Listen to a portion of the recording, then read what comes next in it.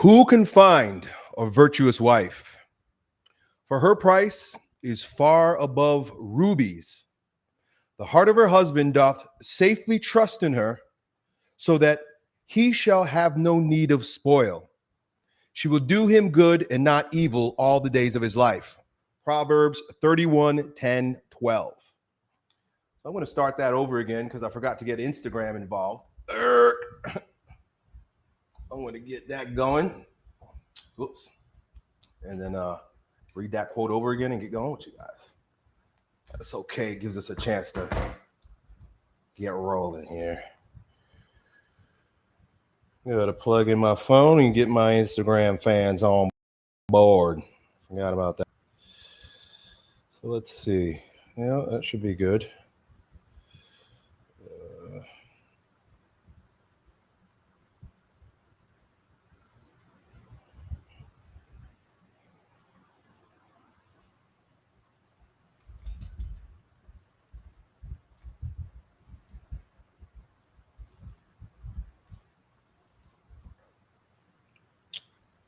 Okay. Now we can start for real this time. Who can find a virtuous wife? For her price is far above rubies. The heart of her husband doth safely trust in her, so that he shall have no need of spoil. She will do him good and not evil all the days of her life. Proverbs 31, 10 through 12. So that's what we're going to be talking about here today. We're going to be talking about wife-worthy women. I'm going to give you guys a little bit of an introduction. I got some really interesting things I want to share with you. And I'd like to open up for a discussion on this topic because it is one that I believe is worth our talking about. Because if men and women can figure out how to relate to each other in a traditional sexual dynamic way, then families will work again. And if families work again, then children will be healthy again. And if families and children are healthy, well, then the society will be healthy again. But we are far away from that.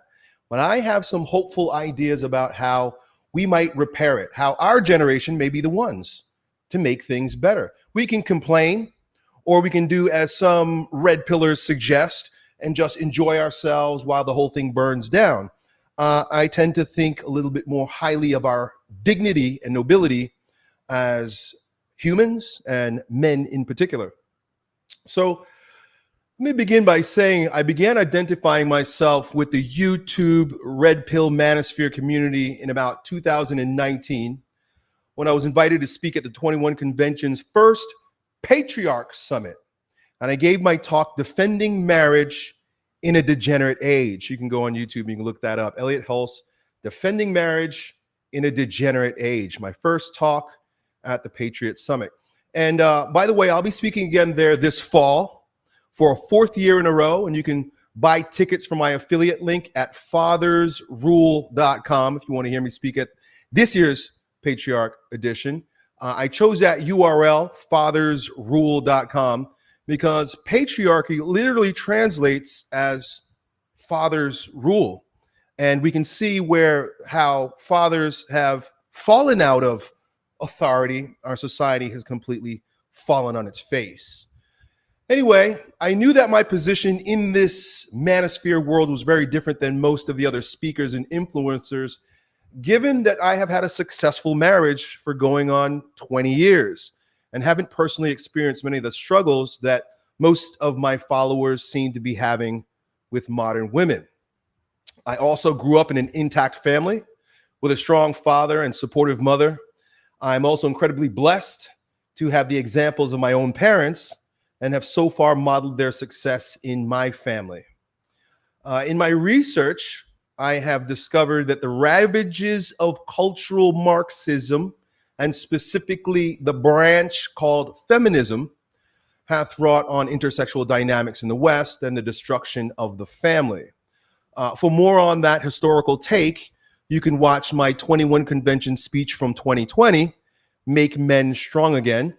And you can find that on the 21 Studios YouTube channel. You can also find it on my Elliot Hulse YouTube channel, Make Men Strong Again. And I give you all of the historical context and references that point out where exactly we started becoming subverted as a culture. You might say we went wrong. We've gone wrong, but there has been an enemy that has sought to turn us away from our natural and most noble expressions of children of God. And so all that can be seen in the 21 Convention speech, Make Men Strong Again. So today, I propose a question so old that it appears in the ancient book of Proverbs, right? Who can find a virtuous woman? That's not a new question, right? I don't know for sure. Proverbs, I think, was written by Samson. Not what is it? Starts with an S. David's son. Oh boy, I'm drawing a blank. Right? That's how much of a Bible scholar I am, right? But Proverbs, the book of Proverbs, must be, I don't know, 4,000 or 5,000 years old. Somebody correct me. But it's an old book, ancient book, thousands of years old. They're asking themselves, who can find a virtuous woman? And so today I'm going to talk about a number of things. Number one, Solomon. Thank you. I knew somebody would correct me over on Instagram. Thanks. Solomon. Yeah, Solomon, the builder of his temple, right?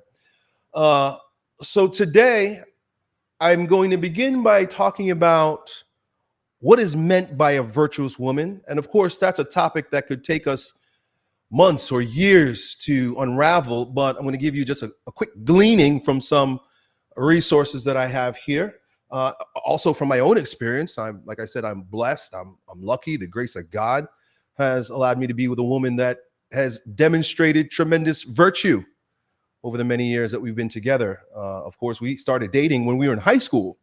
And so I know this woman very, very, very, very well. And that's why we've been together for so long, right? But then there's the other side of the coin, right? The fact is, and we'll get deeper into this, only a virtuous man can find and keep a virtuous woman. And it's sort of like a chicken or an egg situation, right? Because a lot of us, look, both sides want to blame. Men want to blame women for all sorts of things that we can talk a little bit about. I'm sure you're not ignorant of. And women, of course, absolutely, 100% can blame men. I would say, though, that most of the blaming that men do on women are pretty accurate. It's spot on. Most of the complaining that women do with regard to men is misguided.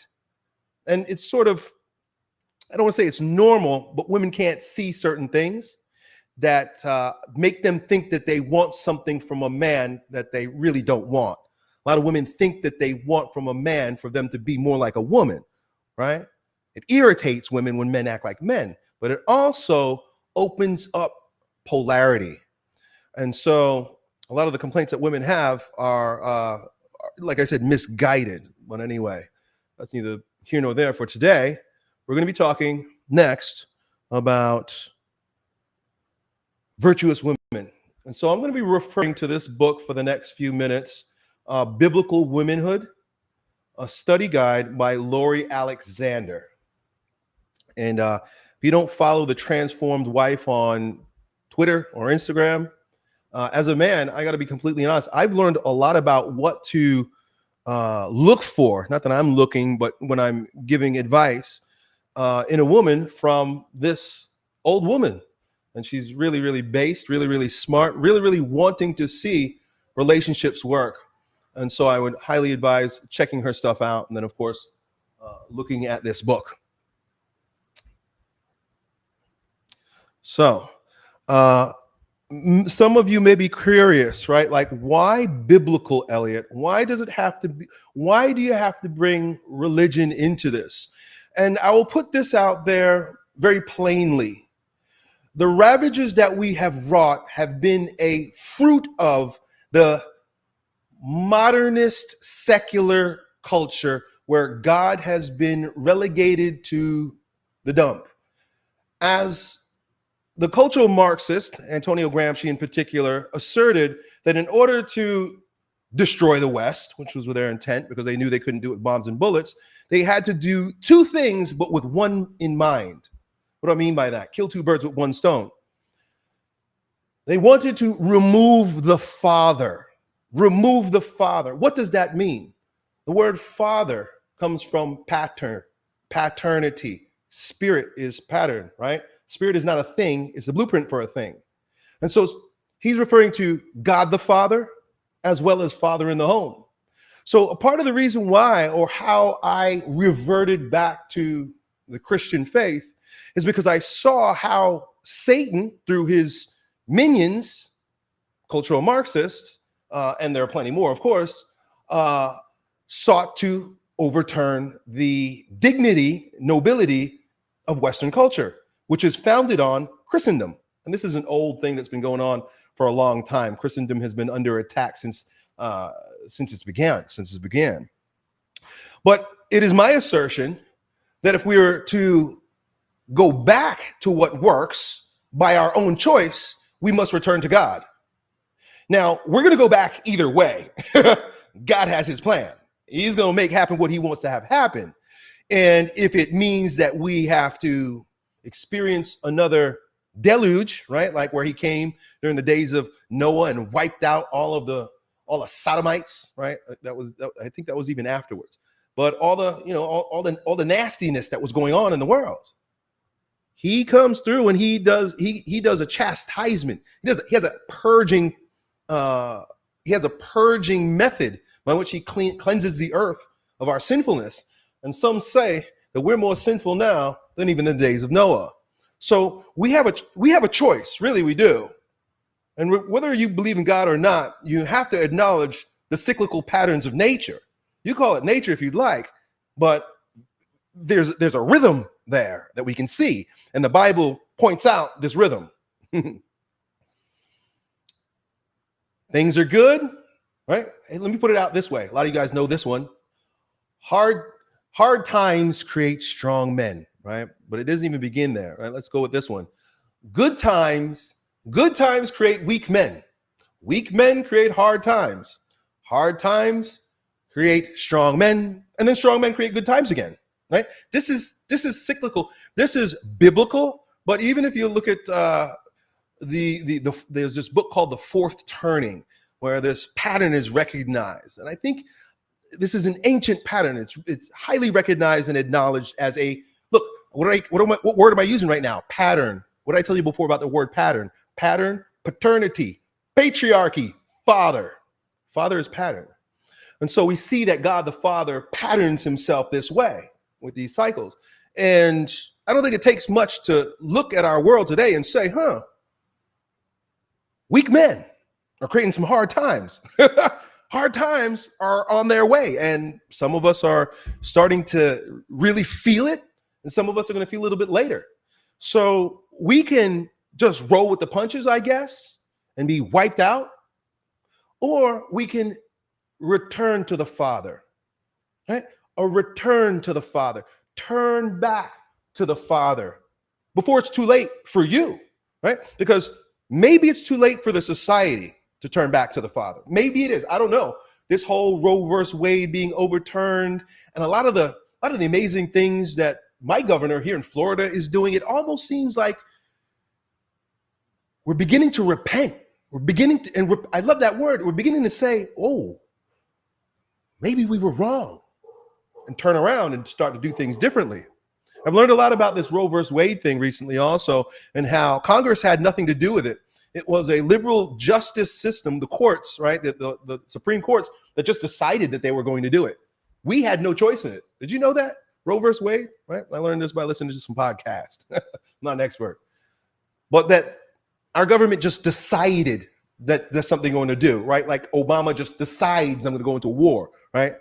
These rogue governments that have been leading us and ruling us for the past at least 100 years, I would say, at least since the installation of the Federal Reserve banking system, just do whatever they want. They just do whatever they want. They didn't even ask us. So I would venture to say that there's probably far more virtue in our world, and I'm thinking about America in particular, than we're given credit for. Because if our governments have been run by evil people that seek to destroy us, and our media has been run by evil people that seek to disinform us, then everything that we're hearing and we're seeing is probably colored by lies. I would venture to say that most American people are virtuous people. Well, maybe I'm wrong. So that's my little rant on that. But getting back to what would make a culture strong, what makes a culture great?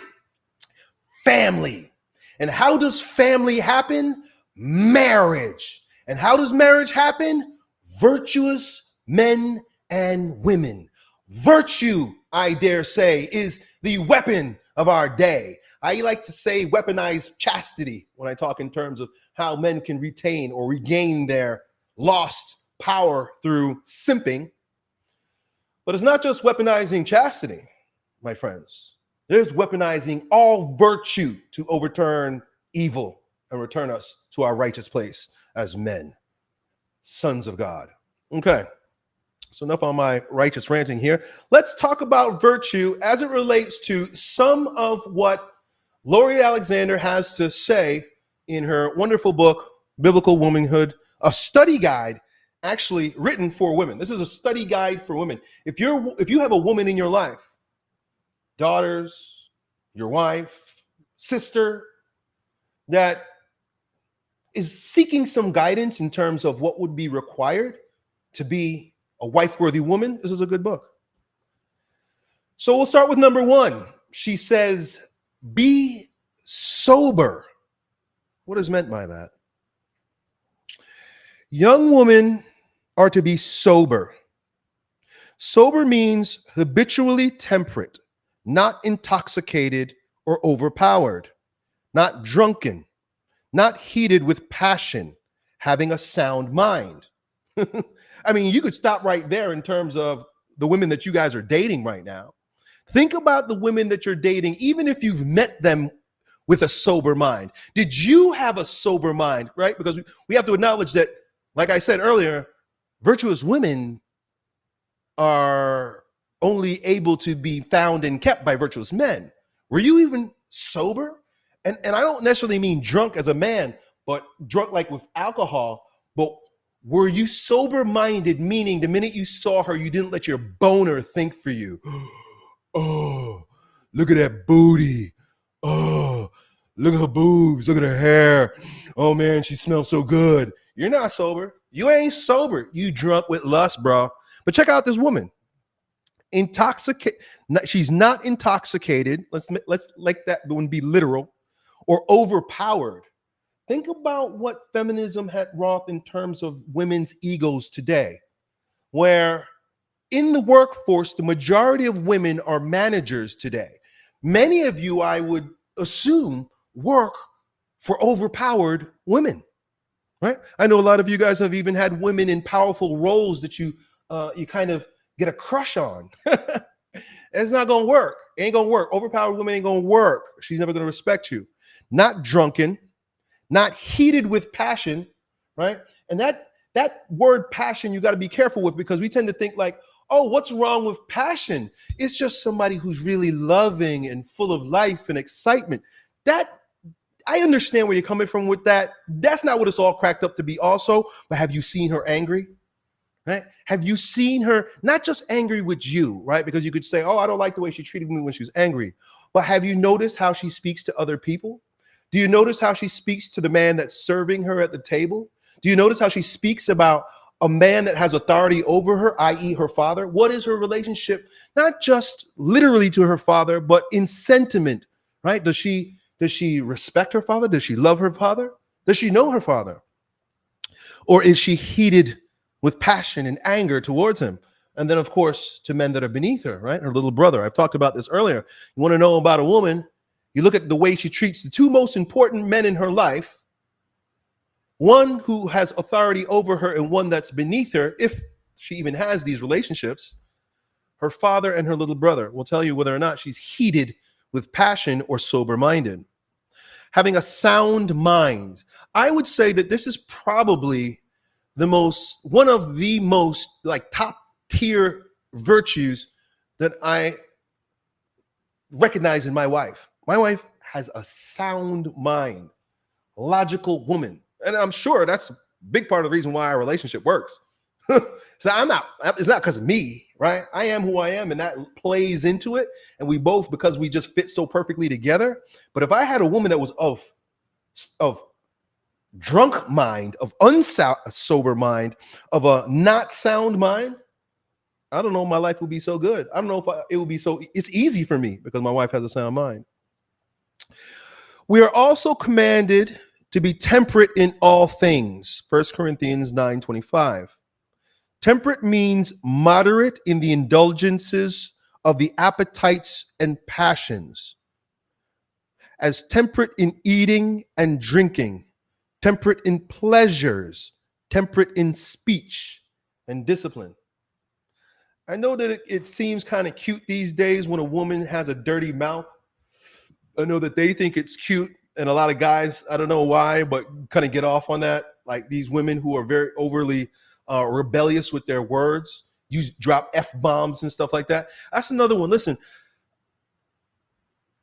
I'm not saying that me and my wife are perfect, but I have to point out certain things that we do. We are pretty damn perfect, actually, that we do and don't do that allow our relationship to work. My wife never swears. My wife never curses.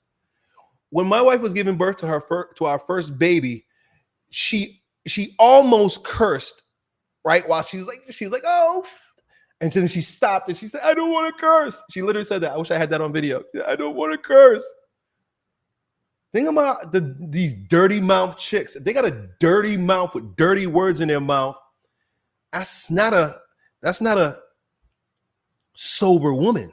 That's not a temperate woman. That's a woman intoxicated. Why did God put sober as the first in the list of qualities he wants young women to pursue?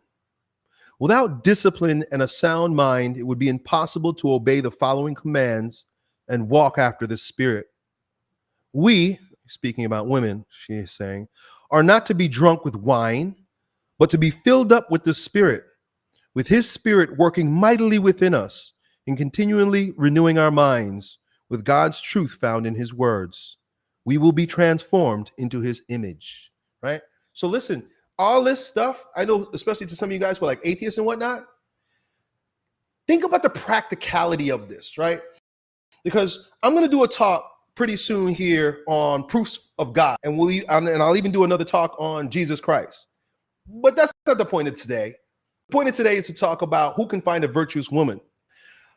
I would venture to say, which I've already said before, I'm going to reiterate, that without this moral code, right, without this moral foundation found in the Bible, found in Christianity, you're leaning on nothing. You're hoping a woman that will just be a good woman out of the kindness of her heart with no sense of duty to something bigger, higher, and more important to her, right? So I would just throw in there, before I go on to the next one, it'd be good to find a religious woman. I know not everybody here is Christian, and I'm not even proselytizing, right? It may seem like I'm evangelizing, but I'm just telling you what I know and what I'm about. That's all. But if you're looking for a Muslim woman, you're looking for a Taoist woman, a Buddhist woman, I don't know. But the bottom line is, Hindu woman, you know who never divorces? Hindus. Find a religious woman, preferably the same religion as you. That's for another talk about marriage, but you don't want to have two different religions and two different belief systems. You don't even want to have two different political systems in your marriage. I'm not going to go on that rant about why women shouldn't vote in a moment. I'm not going to do that today.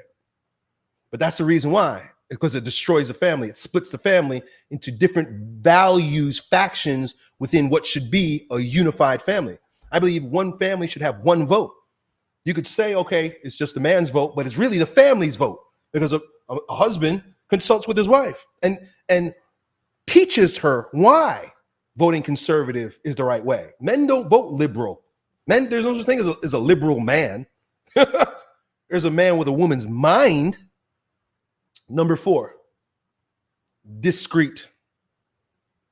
Virtue found in a wife-worthy woman is discreet. Discretion. Let's read about that.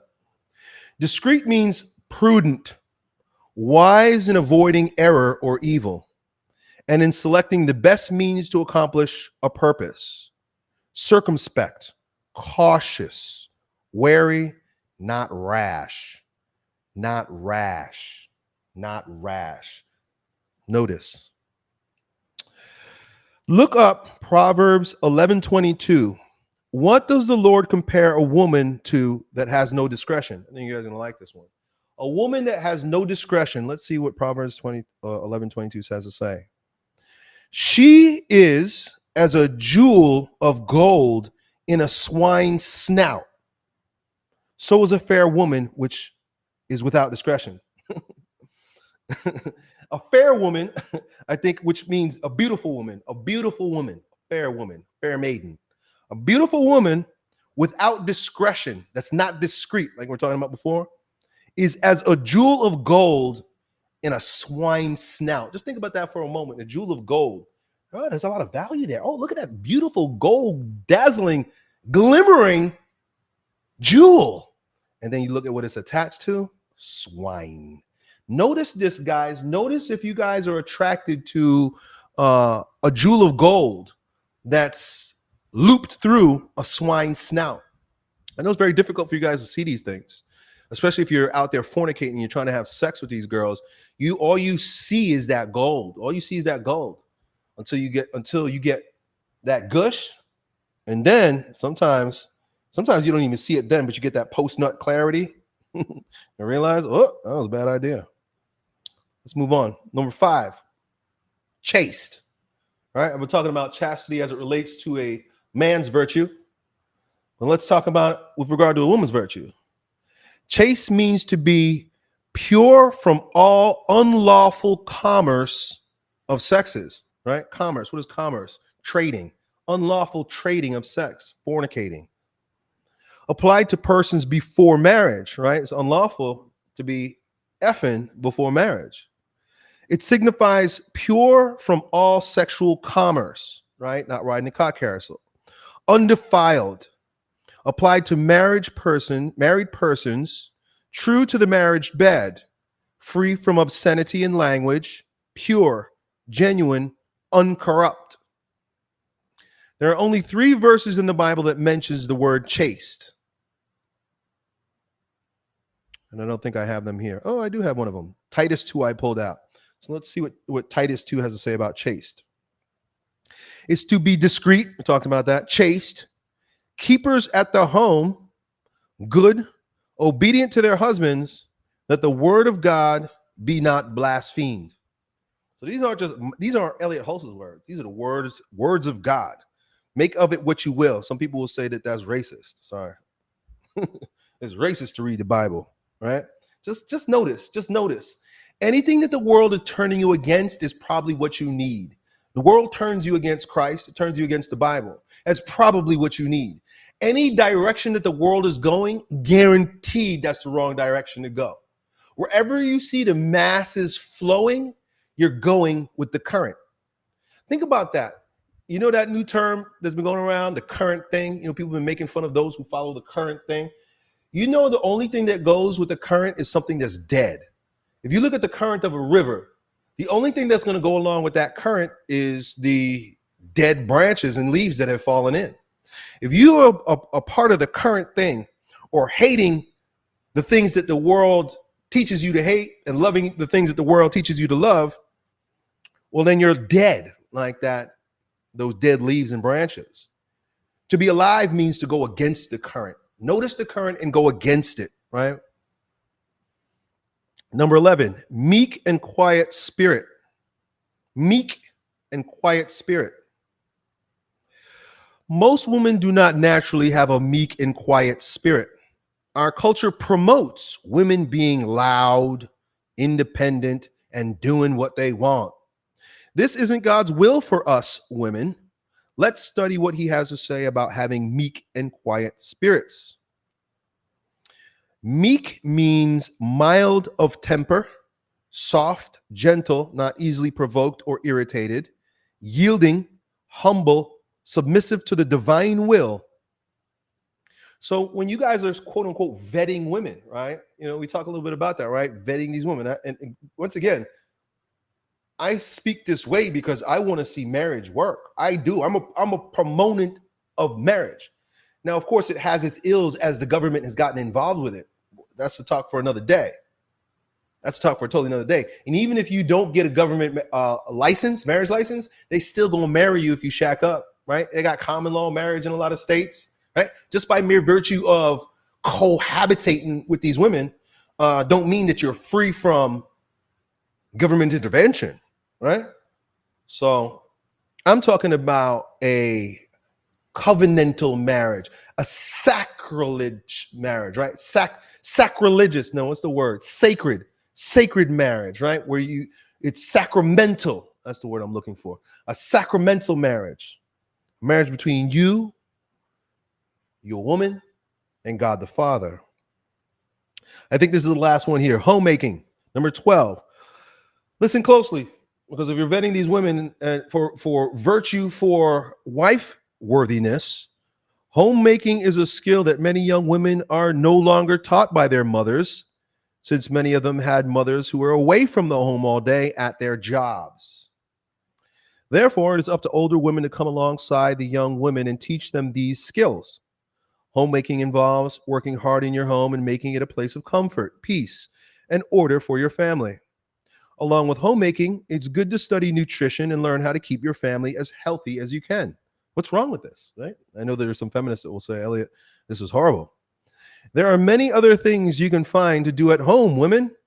It need not ever be boring. Only boring people get bored. Use your creativity to bless your husband and your children in your home. Ask yourself, as men, what are her strengths in homemaking? This is something that you should know. This is something you should know before you start even getting in bed with her. Before you marry her. What are her weaknesses in homemaking? Which, look, nobody's perfect. Everybody's got some. In today's culture, homemaking is looked down upon, and a lot of it is outsourced for others to do because mothers just aren't home to do it. Remind yourself that the greatest of all is the servant of all. As you daily serve your husband and children, you are serving Christ. When you serve the guest in your home, likewise, you are serving Christ. Very good. So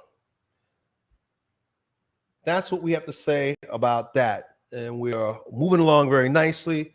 I'm going to wrap up and talk about virtue in men, right? And what are the virtues that you need to embody in order to find and keep a wife-worthy woman, as we're describing right now. Because once again, this is not about blaming women. This is about giving men information about what to look for in women. But you looking, finding, and keeping has everything to do with your virtue as a man.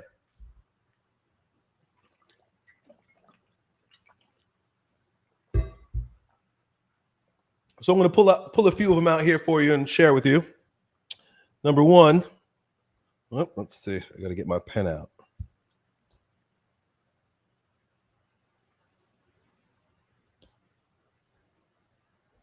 Let's see. Number one. I don't like that color. Let's go back. Boom. Black. Nice and boring. Number one. Authority.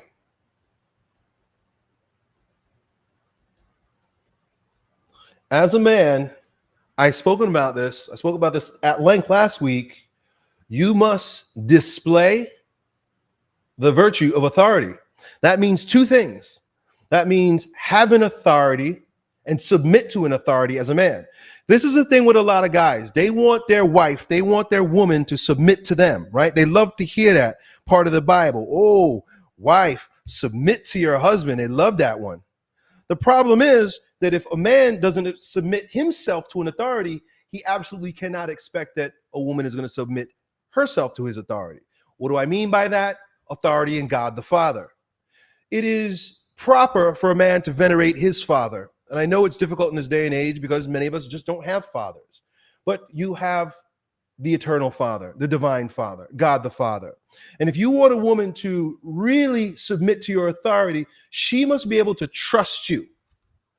And it's not easy for a woman to trust a man that doesn't have a trustworthy authority himself, because he then becomes his own authority. And many men, many people, we fall into self-worship, which means my emotions, my thoughts, my feelings, my judgments become my authority, not doing the will of God, not following the righteous path.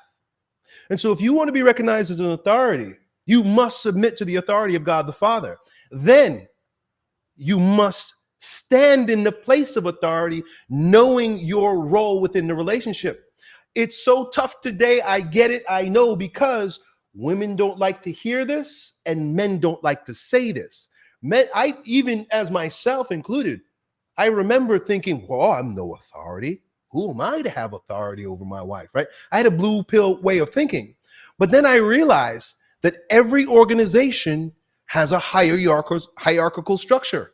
Everyone. Even communism has a hierarchy, because communism doesn't stand if you don't have an oligarch, right? This is what they fight against, but you have the small elite ruling class over the masses. That's a horrible form of hierarchy. A righteous form of hierarchy is that which was established by God. God the Father, Christ over man, man over woman, woman over children. Today we've got it completely upside down. We've severed Christ and the Father out of the situation altogether, God the Father. And then children, rule the world, right? It's all about the children. Just watch the movies, watch the media. It's all about pandering to what the kids want, give them what the kids want, doing it for the kids. What about the kids? It's kid worship, child worship. And what happens when the children are worshipped, then the women take authority over the man, because the woman is directly in authority of the child. So then the man submits himself to the woman, because the woman holds the children higher than she holds him. So you as a man have to recognize your authority. Be responsible in your authority. Be good in your authority, right? Be righteous in your authority. Have the best interest in mind for those who you have authority over, right? But recognize and verbalize your authority as a man. That's a virtue. Let's go with number 2. Why is this not working now? Oh, I used my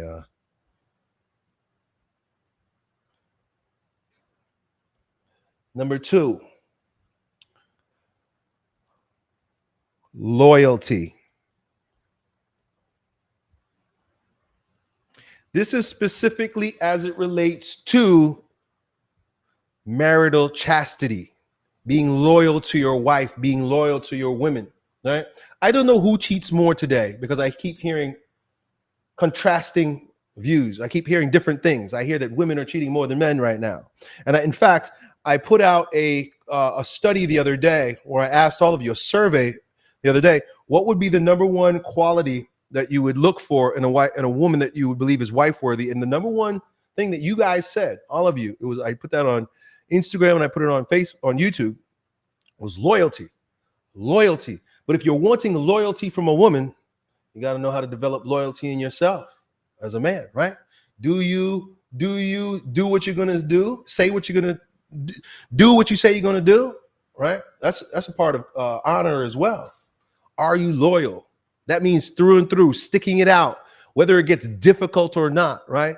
Things start getting a little challenging and I don't have the same good feelings about you.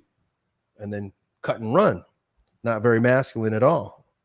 Masculinity is in loyalty, right? How about this one? Patience.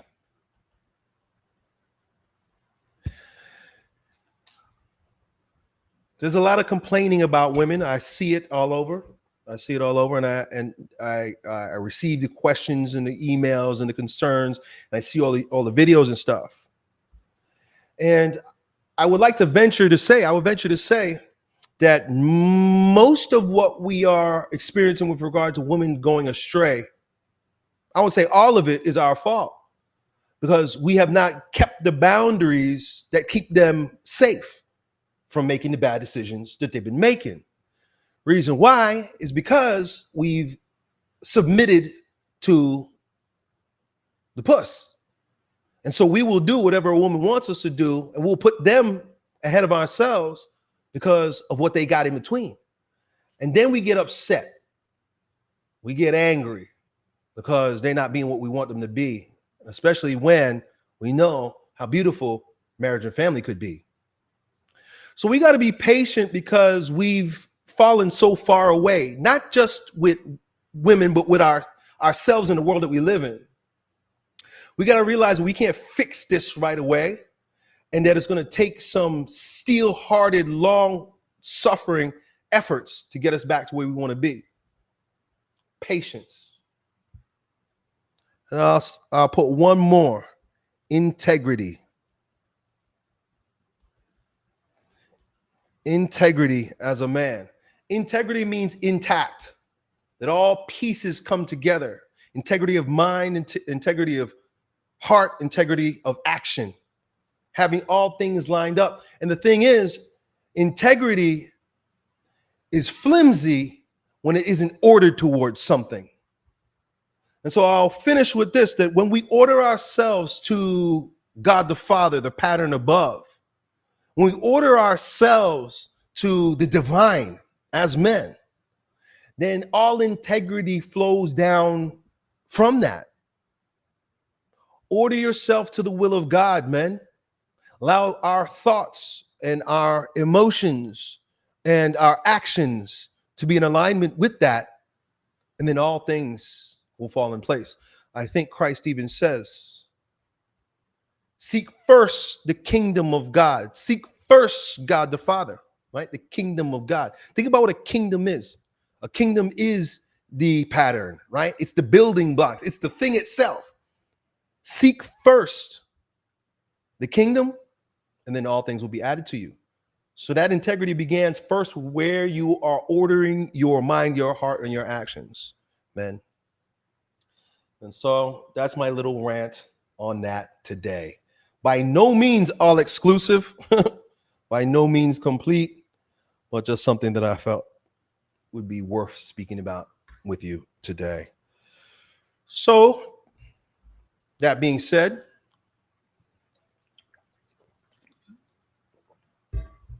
let's have some talk. Let's have some conversations.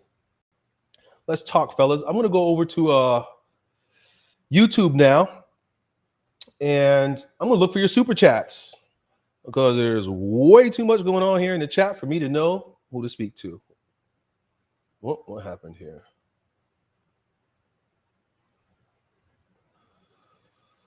Trying to get this open. Wow, there we go. And so if you have a question for Yo Uncle E, feel free to drop that super chat, and you'll get to hear yourself and hear my answer to your question. So I'm over here on Instagram too. What's up, Instagram? View request. Okay.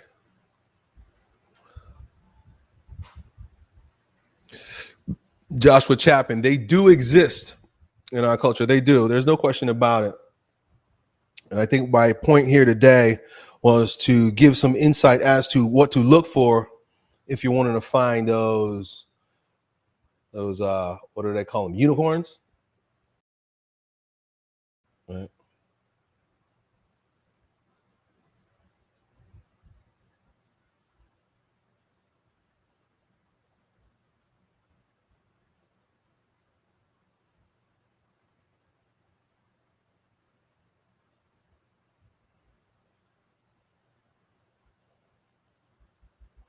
So I ask you, what do you guys think? Do wife-worthy women exist? And if so, how about this? Where do you find them? Where have you guys found that perhaps the best women for considering for long-term relationship are dwelling?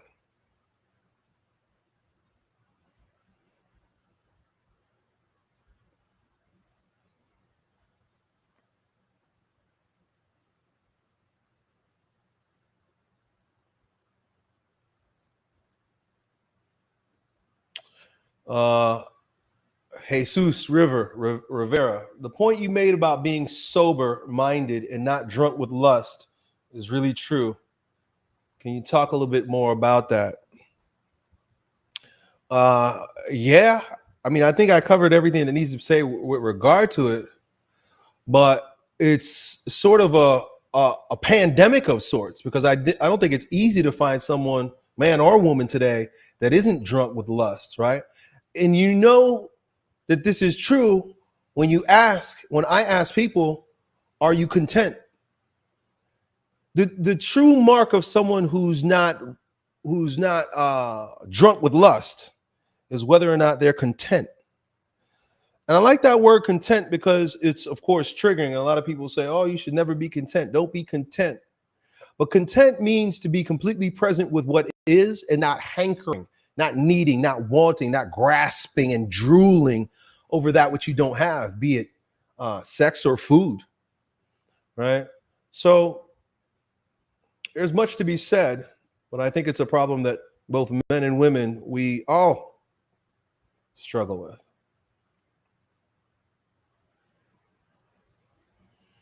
Joshua Chapin, welcome back, bro. It's a pleasure to have you here once again. I remember your name. $20 super chat. Let's keep it rolling, fellas. And Joshua says, with our culture being unnatural and unhealthy, is it worth filtering them or simply save the effort and continue being yourself and let one find you that you find eventually just sticks around and supports you and won't flake? I don't think that we can just sit back and wait. I think waiting, if things were truly ordered as they should be, women would be the one that are waiting rather than approaching. But we see what they're doing today, where women are doing a lot of the masculine part of the process by reaching out, right?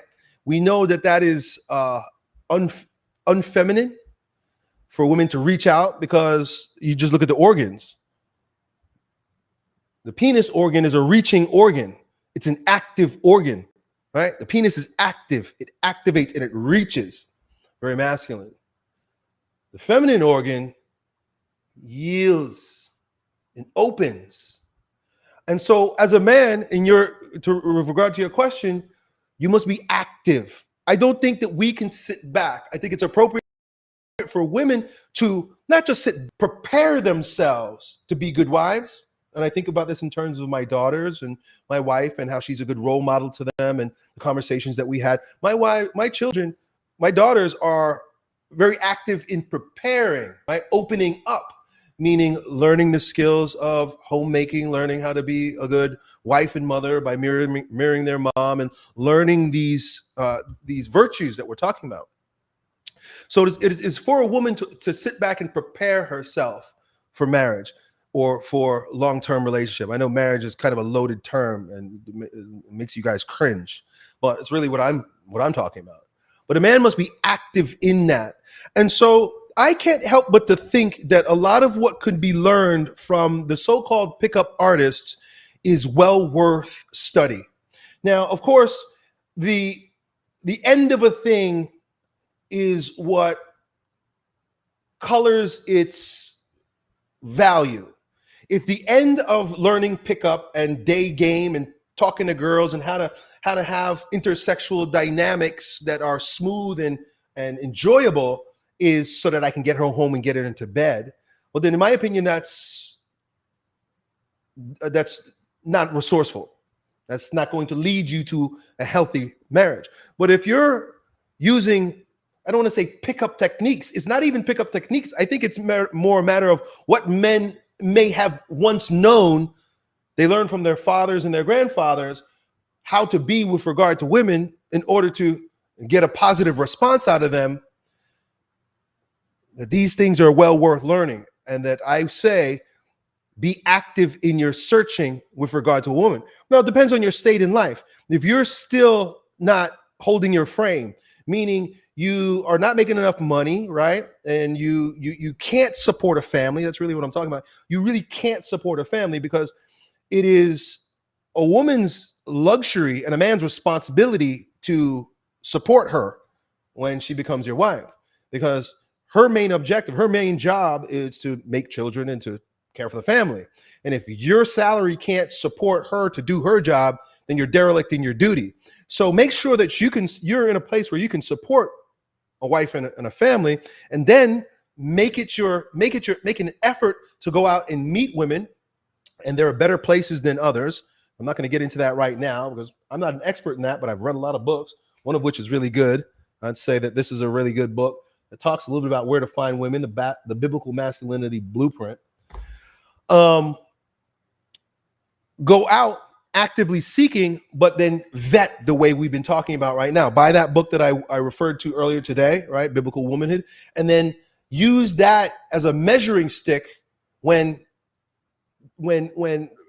deciding whether or not this is a woman worthy of continuing a relationship with, right? Or otherwise, it's just we're just having fun. We're just having fun in conversation. We're just talking. You got to know how to talk to women, guys.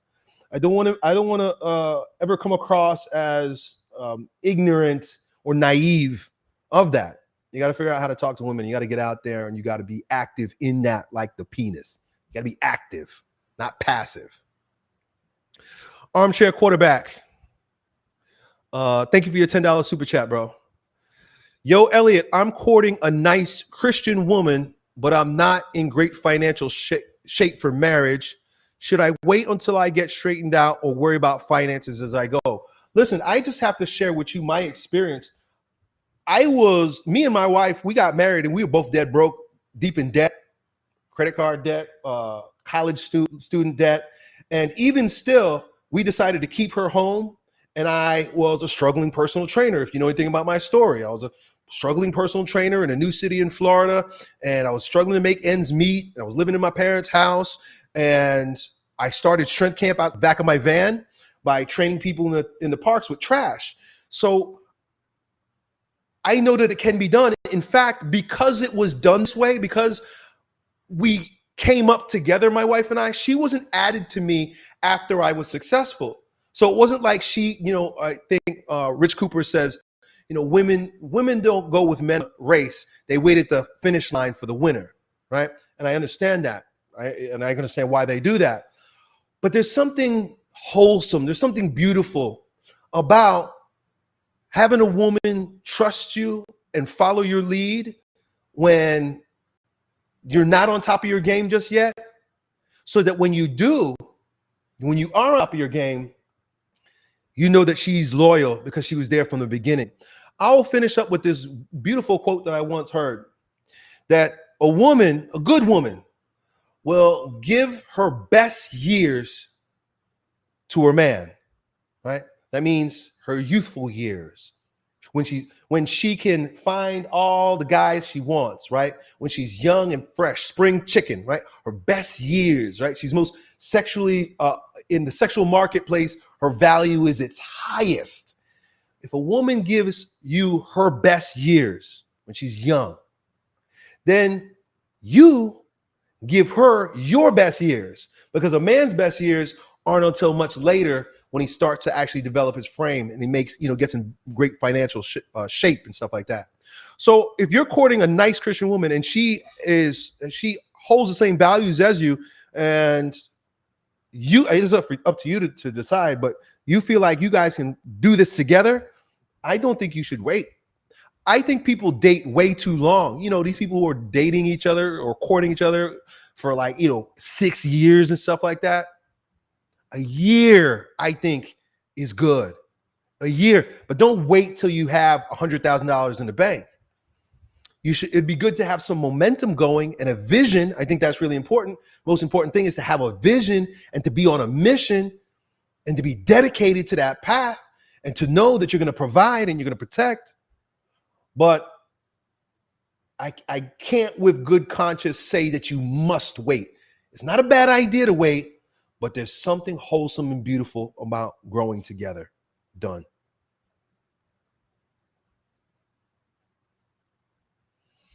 So Colleen, my wife, has been sending your super chat. So if I've missed your super chat, I'm going to see if I can pull them up right now. She's very helpful in getting me you guys super chats.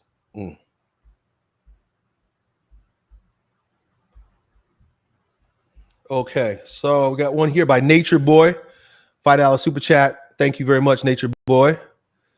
Yo, Elliot, I'm in the progress of getting a better job and not ready for marriage yet. How do I go through this phase with integrity and chastity? You go through this phase just like we were talking about last week with brahmacharya, right? That's an Indian term I learned. Some of my Indian fans told me that. Brahmacharya. That means when a man is young and he's full of piss and vinegar, he's to dedicate that to his work. Dedicate that to building your frame, building your muscle, building your wealth, building your education, building yourself up. If you don't have a woman that you're working with right now towards marriage, like our buddy Armchair Quarterback, then don't look for one. Don't look for one. Don't get involved with that. Focus. Now, when a man takes his early years when his sexual market value is still kind of low, right? We know that there's an inverse relationship between a man and a woman's sexual market value. That when a woman's at her peak, age 23, 24, right? A man is at his lowest. But right as she starts going down, age 28, 29, 30, that's when he starts going up. Use these years to build momentum for yourself. I can tell you for a fact that it will be worth your time. You say you're in the progress of getting a better job, get it. Don't only just get a better job, but be the best at your better job. Get to the top of the ladder at your better job. Fill up your space so much in that better job that an even better job presents itself to you. That's the way you ascend in life, by dominating each level. I know a lot of you guys play video games. You know that you don't go to the next level in a video game till you beat the level that you're in. You got to remember that in terms of life. And if you continue to play life like you play that video game, dominating, keeping your life level high by eating well, sleeping well, not getting getting drunk all the time, not masturbating and watching porn, being on top of your game, you're going to beat that level. And when you beat that level, what happens is a whole new world. That's how it's going to happen. What a lot of times guys like to do, though, is that they're on a certain level and they're a slapdick at that level. They're lazy at that level. They don't appreciate that level. They're like, oh, man, this level sucks. I can't wait to get to the next level. You know you can't beat a level in a video game if you're not giving your all to that level. You got to be focused and dedicated on that level so that you can spontaneously ascend to that next level. Guarantee that's how your life is going to work for you. It will never work having bad feelings or being ingrateful for what you have. So I'm happy that you are getting a better job. You get that better job and you continue to get better and better at that job, and you keep ascending as a man. You keep building your frame. And then, like I was telling our friend earlier, learn how to be comfortable speaking with women. Just get comfortable knowing how to have light conversation and enjoy speaking without needing anything from them. And when the time is right, when your frame is right, because that's how it happens, when you got all your stuff lined up. Have you ever heard that opportunity is when preparedness meets something, right? I don't remember how it goes, but preparedness, you got to be prepared for opportunity to present itself. Opportunity to present itself to someone who's not prepared. Prepare yourself. Keep working on yourself, dude. And you're going to do all right, Nature Boy. Done.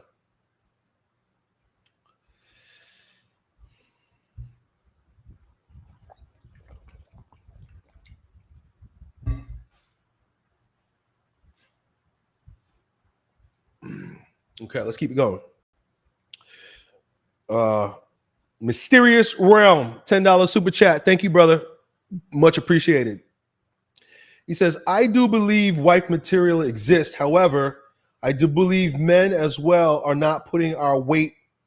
Either love, how you said, look for the kingdom of God first, is so true. So you're acknowledging what I said is true, and I appreciate that, brother.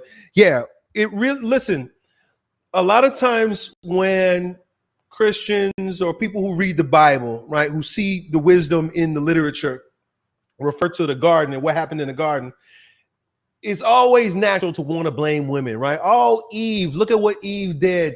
If it wasn't for her, I've heard guys say this before, right? Just be careful, because Eve was the one that took the apple first.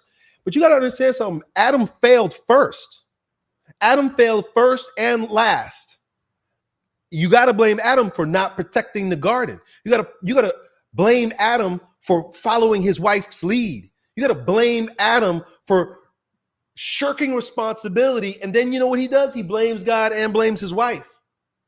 It's all Adam's fault. Why? Because he's the authority, because he was in control, because he didn't protect what was given to him. So you're right, 100%. Adam, instead of looking at, the fathers of the early church say he didn't want to be without his wife, right? Just think about men right now. We don't want to be without sex. We don't want to be without our girl. We don't want to be without the good feelings that the girlies give us. And as a result, we worship the woman rather than worshiping the father. And once again, women want you to worship them, but they hate you when you do. I made a TikTok the other day, right? It says women want to control men, but they hate men they can control, right? Because control is something that everybody wants, right? It's not just women. Everybody wants to be in control. But when they get the control, there's a sense of disdain. I used this analogy the other day. It's almost like having a weak boss, right? Because men are bigger, men are stronger, and we all sense the authority in the relationship. We are the active partner in the relationship, right? Just like the organs. The sex organs tell you everything about intersexual dynamics. The penis and vagina do not lie. What is the penis? Big, hard, reaching, active organ. And what is the vagina? Soft, yielding, open organ. But if that soft, yielding, open, or say submissive partner in a relationship, say, even if you put it in terms of like boss and worker, if the one that knows that that's the authority can control the authority, you start to have disdain towards that authority. You start to hate that authority. You ever have a boss that's a weak boss? You hate that boss. You ever have a boss that's a strong boss, a dignified strong boss, not a tyrant, but a boss that knows what's right, tells you what's right, and stands strong and righteous. Right?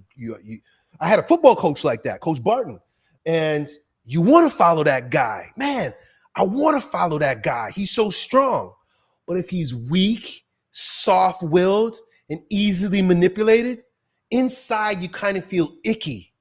You feel nasty about him. Ugh, you're my coach? You're my boss? Ugh. That's how women feel about men that they can control. So you're right. It is our fault because we're the active organ. We are the active partner relationship in that regard. But we forget that, right? We've forgotten that. Everybody forgets that. Thank you very much. So this is from Amir. Let's keep going here. He says, I'm a Muslim. I'm 25 years old and I have not lost my V card for religious reasons. And I plan to marry a virgin. Do you think I should have relationships to gain experience or wait for marriage? Listen, man, I'm a total retrograde. I believe that a return to tradition is what's going to save our culture, right? A return to tradition has to begin with what men will accept and not accept. And what men are liable for depends on what we're doing ourselves. We're talking about it before. Everybody wants a virtuous woman, but nobody wants to be a virtuous man. So my opinion, and of course, listen, I'm not out there like you guys. I got to be completely honest, just caveat for you. I'm an idealist. I'm spitting idealism. It may not be realistic. I'll warn you about that. I make no bones. But what I'm talking about is the way things were in order to get us to when things were great, right? Hard, strong men create good times. Strong men. I'm talking about being a strong man so that we can have good times. And chastity is a virtue of a strong man because it means I use my rationale. Use my logic. I use my reason over my beasting, Reason over beasting, boys. And so I don't think it's a bad idea. I am going to propose very shortly here a course on courting. But in the meantime, if you're wanting to know for yourself how the process of courting unfolds, you should watch a video by Father Chad Ripperger on the Sensus Fidelium YouTube channel called The Four Stages of Courtship. I want to make this popular again. Of course, like I say, I'm an idealistic. I understand that. But I want to make the idea of courtship popular again amongst men. And when it's popular amongst men, we will hold women subject to it. Will that happen? Who knows? So get to know women. Get to know a woman if she's wife worthy. But the fornicating is what throws us off. And so I would say continue to be a good Muslim man and avoid that.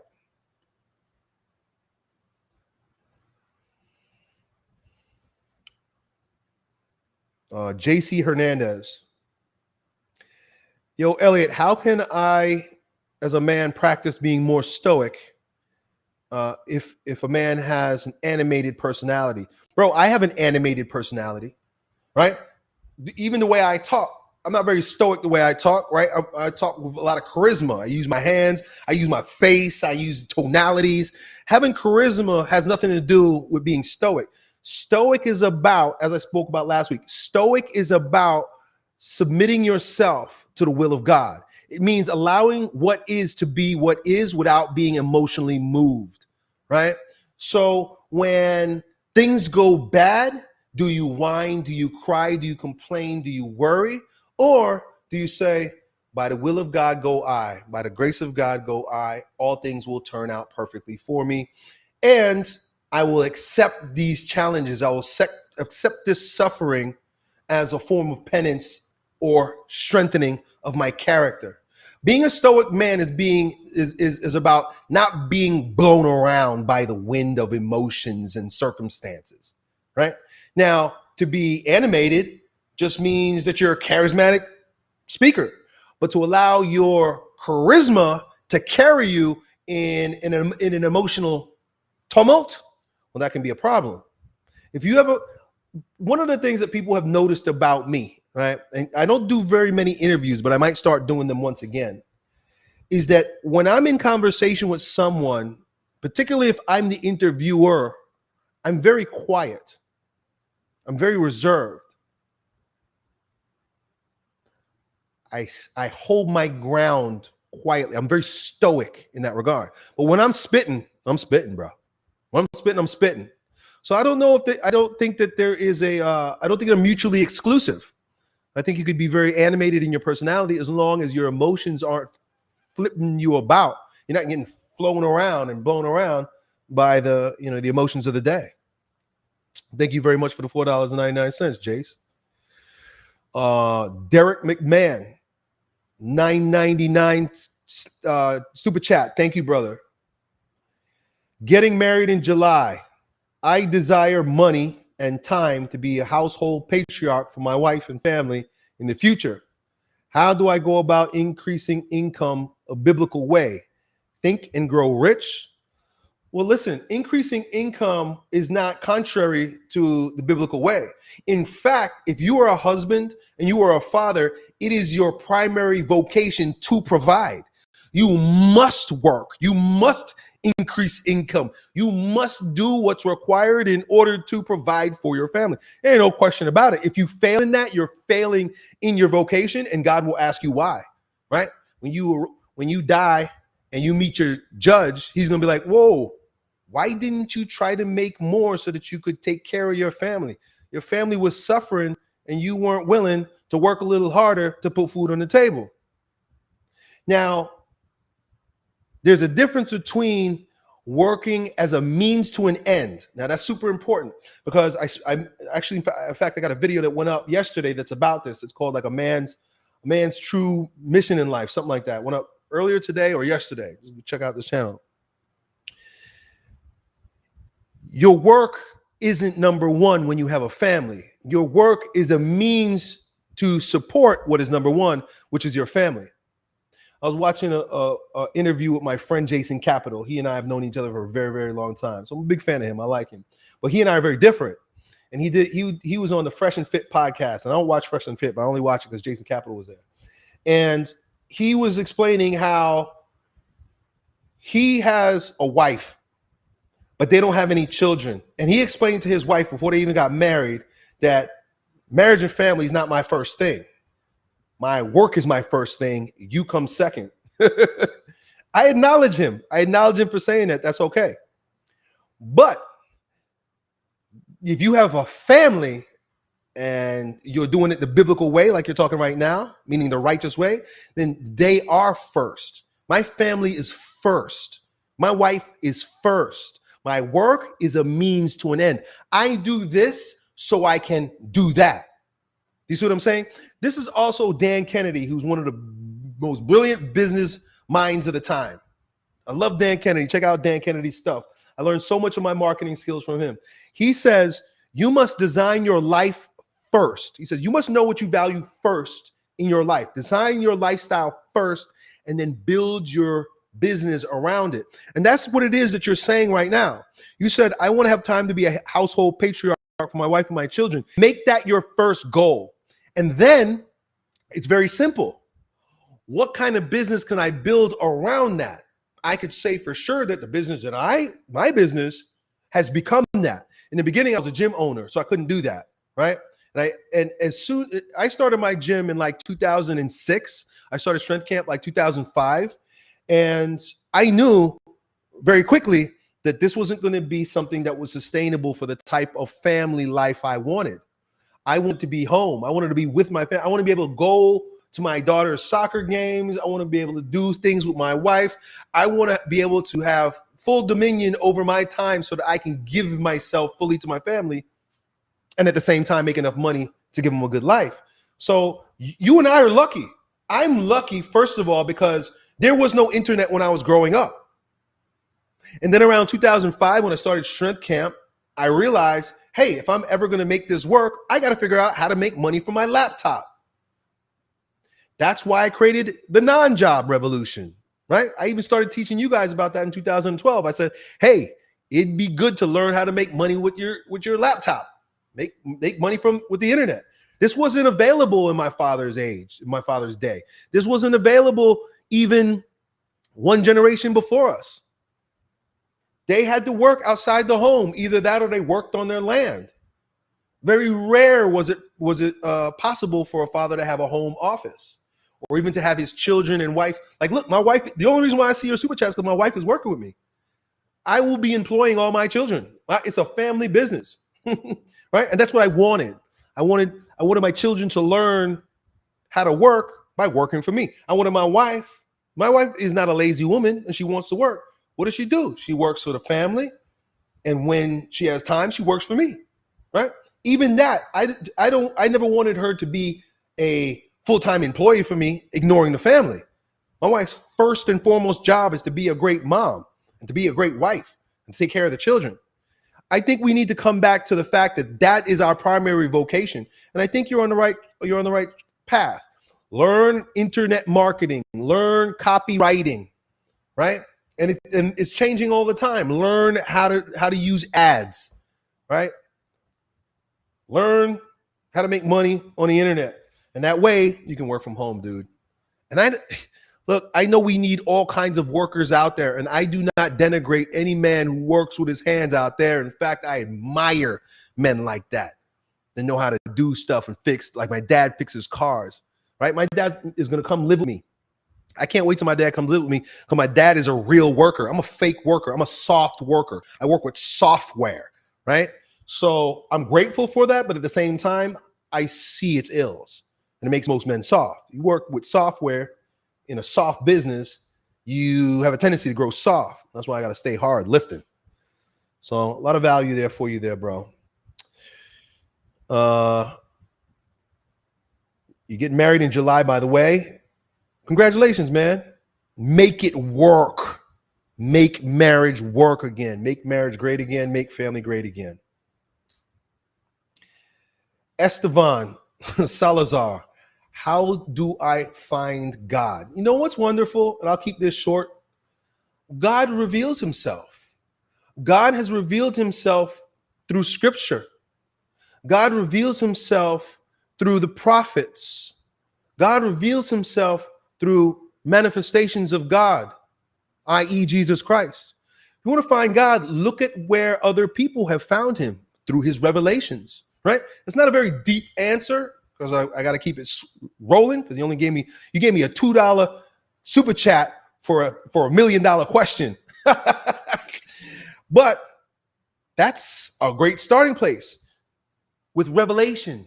Revelation. God reveals himself. These people who wonder, where is God or what is God, forget that God gave us himself through revelation and in his son, Jesus Christ. Just check them out. Check them out. Give it a go, right? Give sacred scripture a go. Give Jesus Christ and his life, death, and resurrection a go. Investigate and see what you find. Roge, $10 super chat or 10 euro super chat. Thank you, bro. The way you are teaching this to us now, would it not be possible to teach this to a potential wife? Minimum requirements that she is not an atheist. Some need less lessons, in my opinion. Thank you for all you do.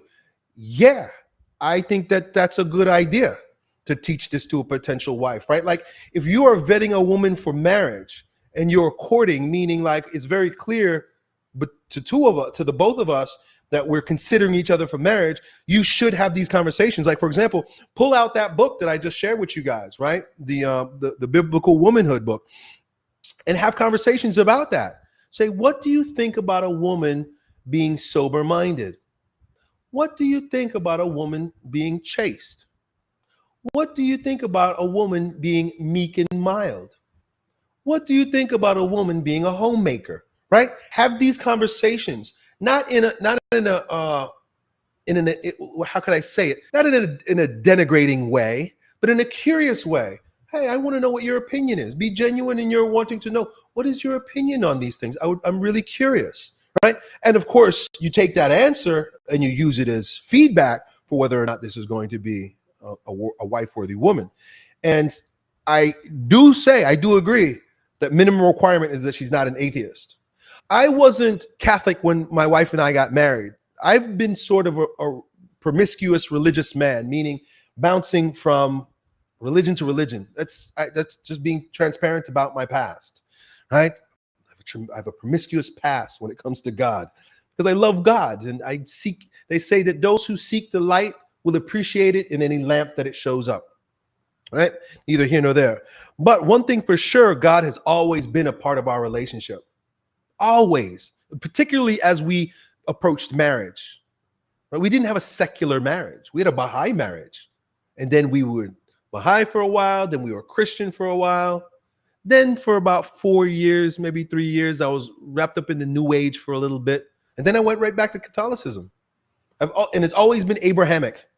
I love the Abrahamic faith. I love Catholicism. I love Catholicism. Love it so much. But the Abrahamic faiths are the faiths with boundaries.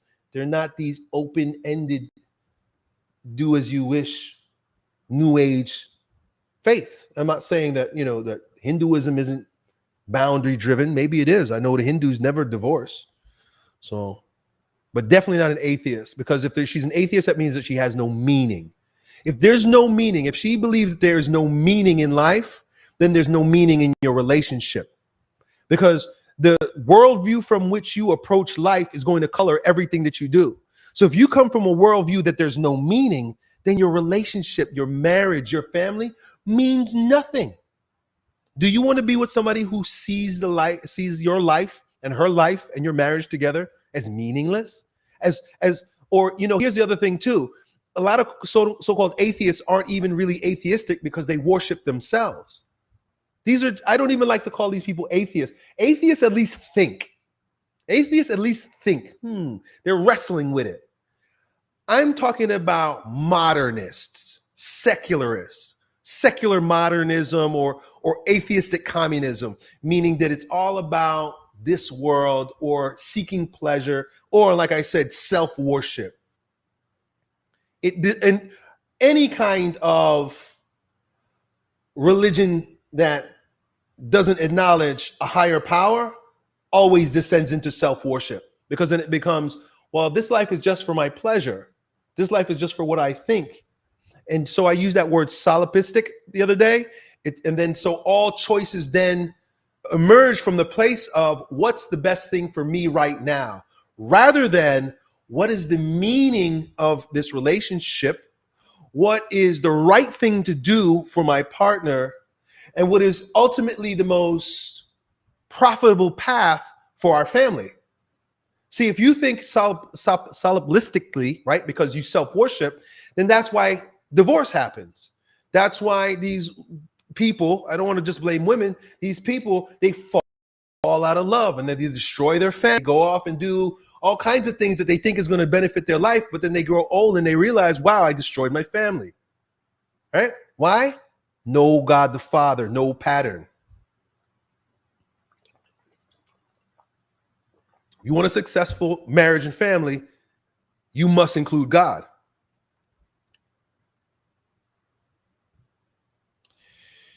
Edward Luckman, Eduardo. What up, Eduardo? Thank you for the $5. How Adam, a man, would defeat an ancient literal demonic entity, the first of creatures, cast it from the heavens himself. Eve should have never slacked too. How would Adam have, he wouldn't have had to cast out the demonic entity if he was merely under the authority, remained under the authority of his father. This is something that Father Ripperger talks a lot about in his demonic, his spiritual warfare conference. You got to look it up. Father Ripperger, Spiritual Warfare Conference, it's all about authority. The entire thing is about authority, spiritual authority, because demons understand. Here's a funny thing. A lot of us don't recognize authority and hierarchy, but the spirit realm only operates out of authority. And then demons know it.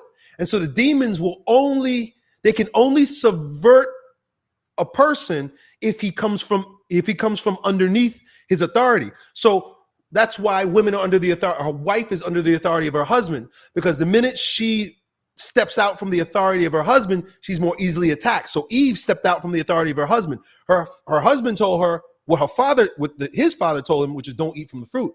But then she stepped out from under, and the whole thing fell apart. This is like a child, right? For example, I'm not saying women are children, but like, so for example, if you tell your child who you have authority over, don't run out into the street. Don't run out into the street. I'm telling you, do not run out in the street. The child does not know why not to run out in the street. I run anywhere I want. I'm running here, I'm running there. That's a road over there. Why can't I run over? It looks like a perfect place to run. So the child steps out from underneath the authority of the parent, runs out into the street, and gets hit by a car. That's what happens when we step out from under the authority of God the Father. When we step out from under the authority of God the Father, we're like the kid running out into the street. I think I can do whatever I want. So I'm going to step out from under the authority of God. I'm not going to follow his commandments. And then we get hit by a car. So that's exactly what happened with regard to Adam and Eve. You say, what would Adam could have done in order to beat this ancient enemy, right? You don't have to.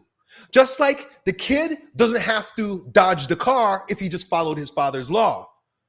You follow where I'm going? Just like the woman who stepped out from under the authority of her husband, got divorced, and goes and living out in the world now, right? Because she's strong and independent.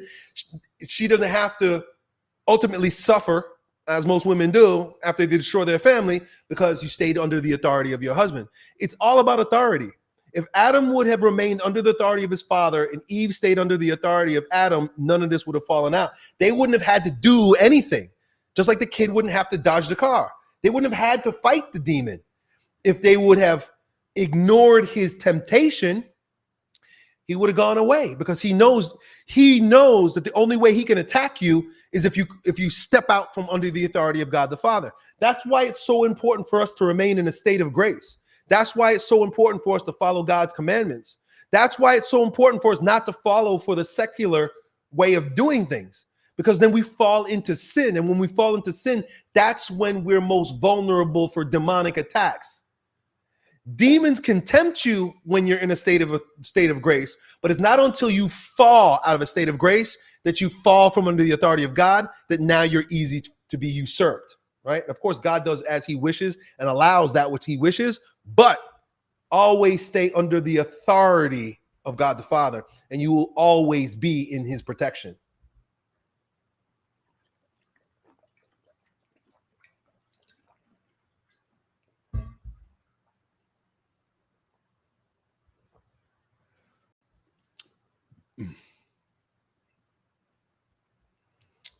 Mark Kexka, thank you, bro. Thank you for the $10 super chat. Yo, Elliot, how do you know you found your purpose? Well, here's the thing, bro. I'm not going to make this one too complicated. The purpose of a thing is when it's doing what it's designed to do. So, for example, the purpose of a hammer can be very easily discerned by looking at the hammer. Oh, wow, it's got a handle. It's got a ball at the end, and it's got this thing where I can pick nails. So the purpose of it is in the form of the thing, right? The form of the thing tells you the function of a thing. The form of a man tells you the function of a man. Now, I could start with lofty ideals in that we are made in the likeness and image of God, so that our purpose as the form, the imago Dei, image of God, is to know, love, and serve God the Father, right? So that is to give you the high ideal. I can't help it. But to give you the high ideal, our purpose based on our form as a rational being, as an upright being. We're the only upright being in this way, right? Head is stacked over heart, heart is stacked over balls. So we are rational beings, unlike the vertical beings, right? Unlike the horizontal beings. The horizontal beings, they're in many instances, their butt's higher than their head. My dog, he's down like this and his ass is higher than his head. His balls are higher than his head. So he's governed by his balls, my dog.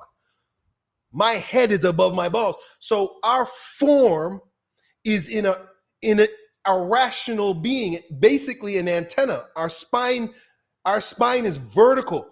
So we work with God the Father from above to below, not horizontally like an animal. This is our divine nature.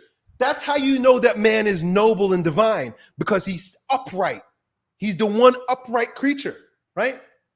Unlike even the gorilla, they're bent over, right? The ape, right? They say we come from ape or chimp or whatever. They're more bent over this way. They're a little bit more upright, but we stand straight, stand tall. That's our body is the image of God, as crazy as that may sound. And not to go too far down this rabbit hole, our elevated bodies will be the transfigured body that we have now in the next life. Mind-blowing stuff.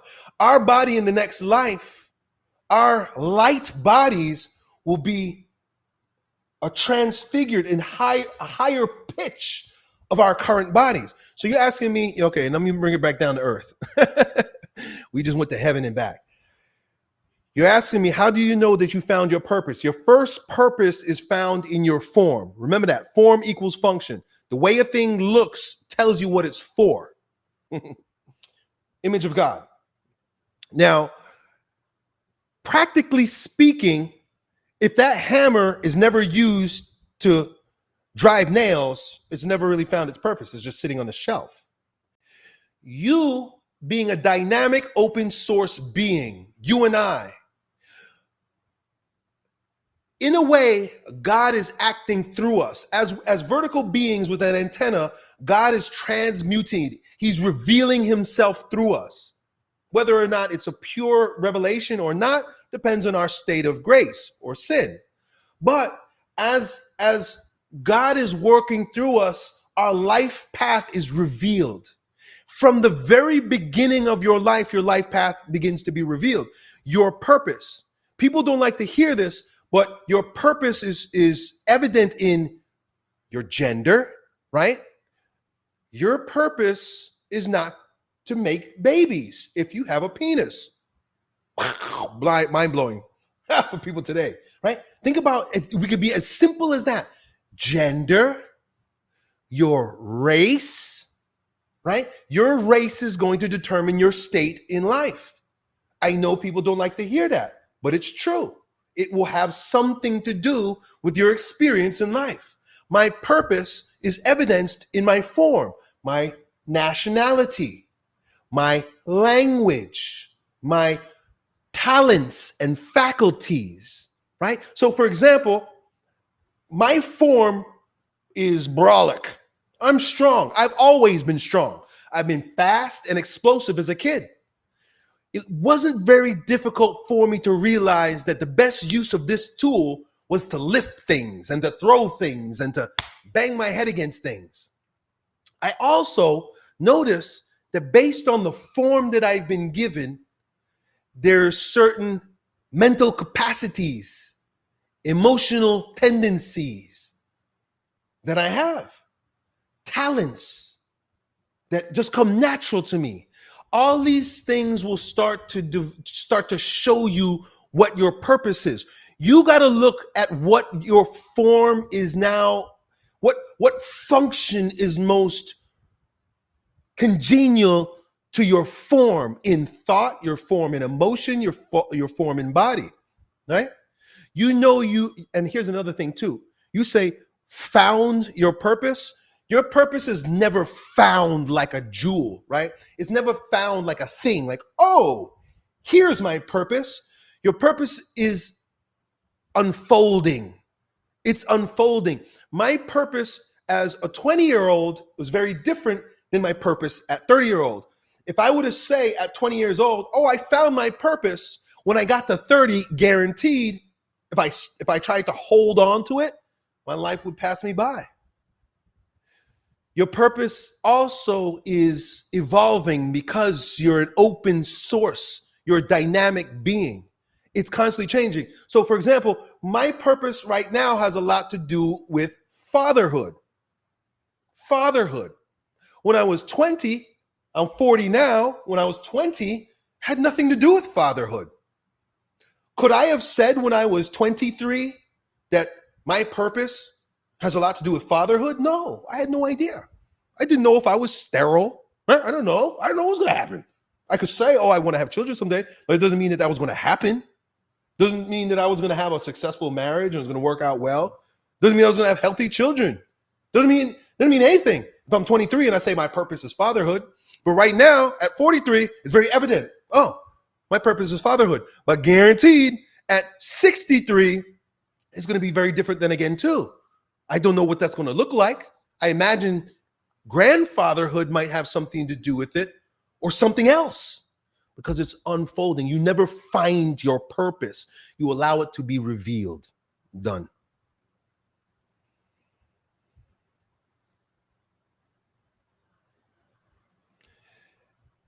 You're also asking another question. If you own multiple businesses, doesn't that put you outside the hierarchy? No, because I am in hierarchy as I'm in relation to my customers.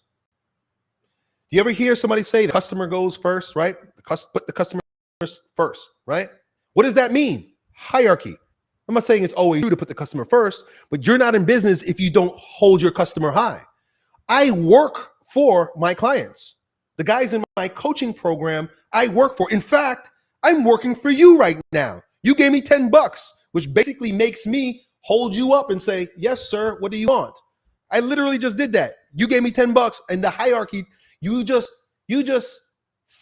stepped above in a way in the hierarchy. Now I submit to your will. Hierarchy always exists, guys. Don't believe this egalitarian, democratic, we're all flat, bland and gray, lukewarm bullshit that the world teaches. It's never, ever, ever that way. If we live in a world of order, which is very evident that we do, then there will always be hierarchy in everything.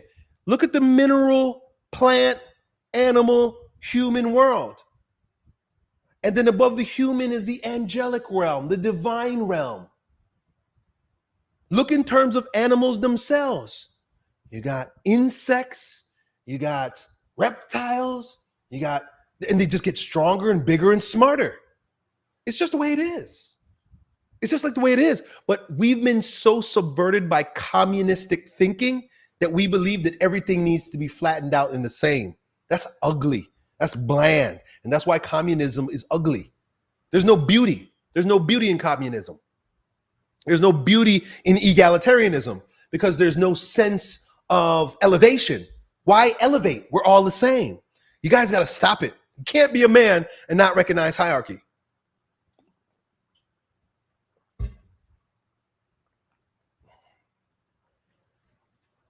Yo, Elliot.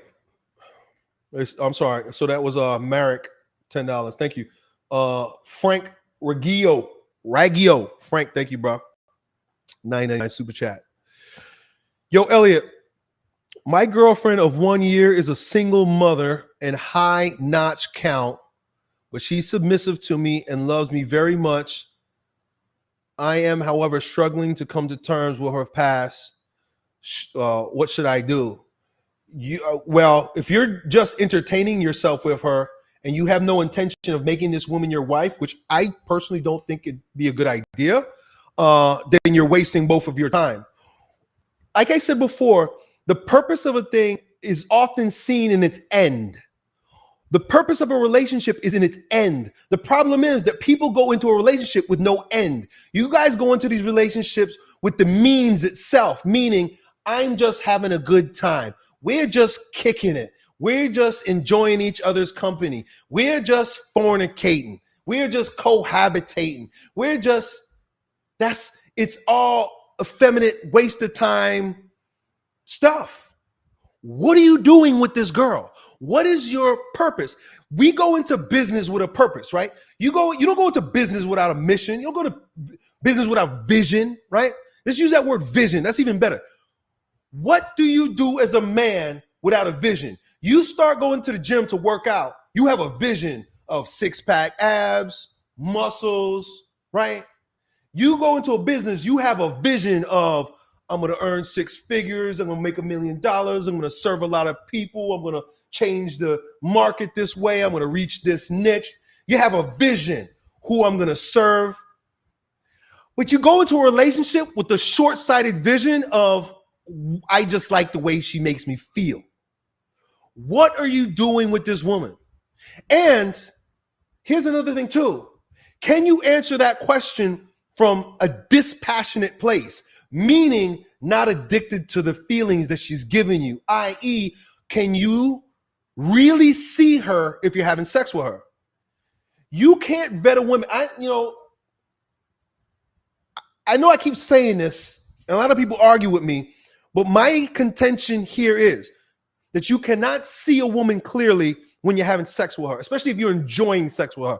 I get that whole post-nut clarity thing where if you're chasing a woman and it's in that chase, that excitement of the chase that keeps you hooked on her, and then you blow your load the first time and you're like, oh, that was a bad idea.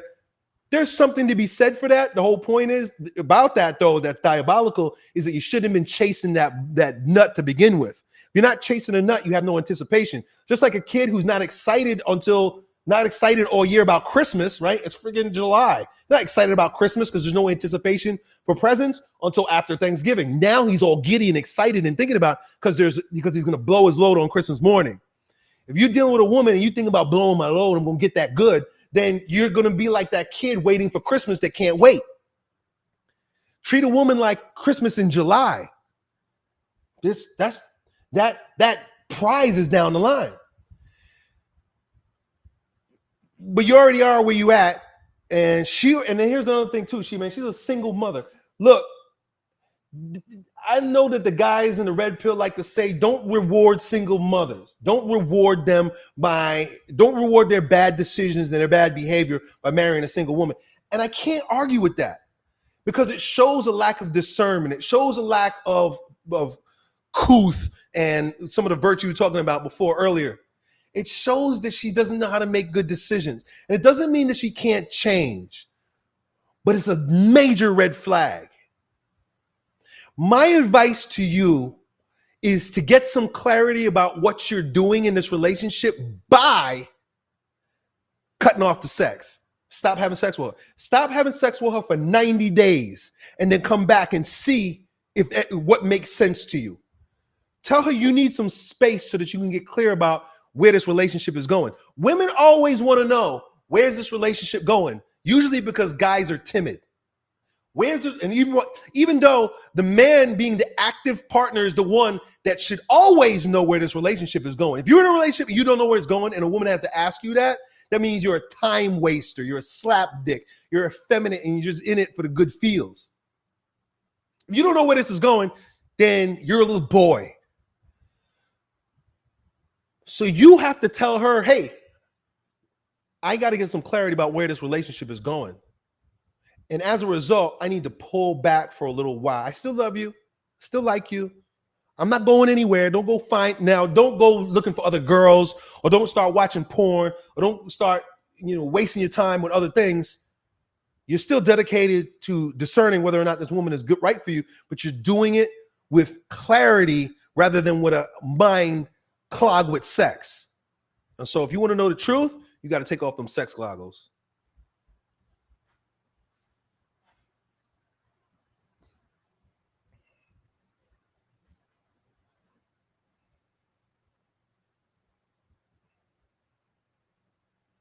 Leo Carl Frederick Brooks, thank you for the $17.99, brother.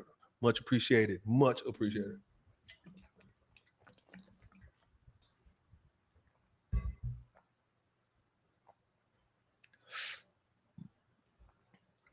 Plenty of super chats here. I'm just looking around for some things here.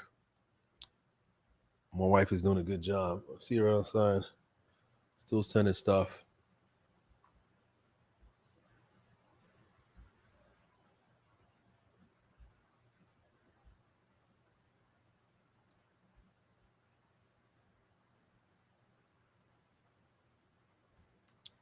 I wonder if they stay longer, if these super chats stay up longer in my software that I use. My Restream software. I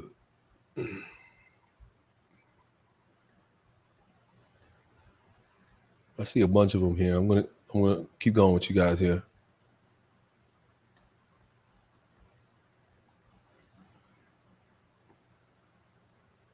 Wolfman Max. $50 super chat. Thank you, brother. I'm working on marriage with an awesome woman, but I want children, a lot of children, a homestead, etc. But she doesn't want children and some other goals I have for my future. What do? I don't want to give up such an awesome woman. You have to give her up because she is not fulfilling the purpose in which you have brought her into your life for. That don't make sense, guys. Why would I buy a car that doesn't have a steering wheel?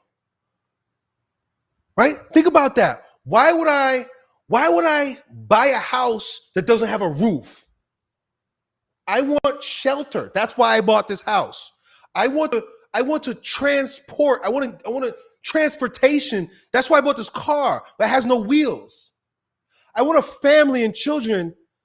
Well, I have a woman that doesn't want any, that can't give me them. Why do I have her? Come on, guys. Like, this is, that's like dumb. But the problem is, you probably are fornicating. You're probably having sex with her, and you can't see clearly when you're busting nuts. You're addicted to her sex, so you can't see the truth. It's so obvious. It's so plain to see what's going on here. I'm working on marriage with an awesome woman, but I want children, and she don't want children. Why are you working on marriage with a woman that can't give you what you want? Because you're getting the short-term hits. That's the problem. You're getting the short-term hits through the sex, and so you're blind to the long-term miss, which is family. So you need to cut her off. And once again, like I said to the other guy, you need to get some clarity by having a sex fast. You guys who don't know about the woman that you're with, let me tell you right now, if you're with a woman and you're not sure, you got to stop having sex with her.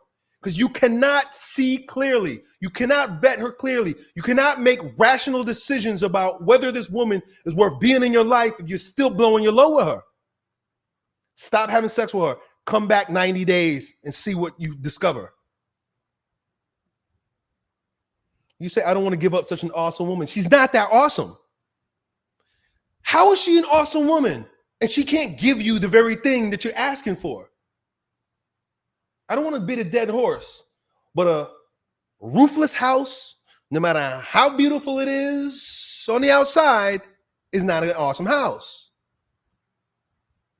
What else? What other airplane? An airplane with no wings. It's not a good airplane. But look at the seats, they're so nice. Oh, and they have good service inside the airplane, but it can't get off the ground. Yeah, but look at these wonderful peanuts that they give us, and they serve the best drinks on this airplane, but you can't go anywhere. There's no wings. You're looking at all the superficial stuff. The airplane has no wings, right? You can't get off the ground. What are you doing? Leo Carl Frederick Brooks. Hey, typing before sending. Do you know Will Noland? What points would you both be given in relating to getting to be a person with a wife? I don't understand that question, but Will Noland did reach out to me a couple of years ago. And I don't want to say a couple of years, sorry, a couple of months ago. And he sent me one of his videos, and he told me a little bit about himself. And maybe he and I will do a video together. I haven't really followed up with him. Like I said, thank you, but I haven't really followed up with him, and I haven't really explored his stuff. But I know a lot of you guys do refer to him, and he seems like somebody that's worth getting in touch with. I might start doing some interviews here during these live streams. So maybe he's somebody that I'll bring on. Yo, Elliot, what process do you recommend? Oh, sorry, this is from Sir Ian. $4.99 super chat. Yo, Elliot, what process do you recommend marrying a woman without government interference? Prenup, cohabitation agreement. So first of all, I'm going to come from the lofty place, and then I'm going to bring myself back down to earth for you. From the lofty place, it's got to be a relationship. It has to be a wedding between you, her, and God, a sacramental relationship, a sacramental marriage. A marriage between two people and nothing, or two people and the government, is bound to lack. Not bound to fail, but bound to lack. A relationship, a marriage, a sacramental bond between two people with God in between as the glue. That's the only way it's really going to work in the long term, especially if both are sincere and both are devoted and both hold high God the Father Almighty as the authority in their lives.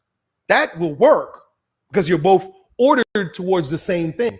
You're both ordered towards God the Father, and in that, you're ordered towards a healthy relationship.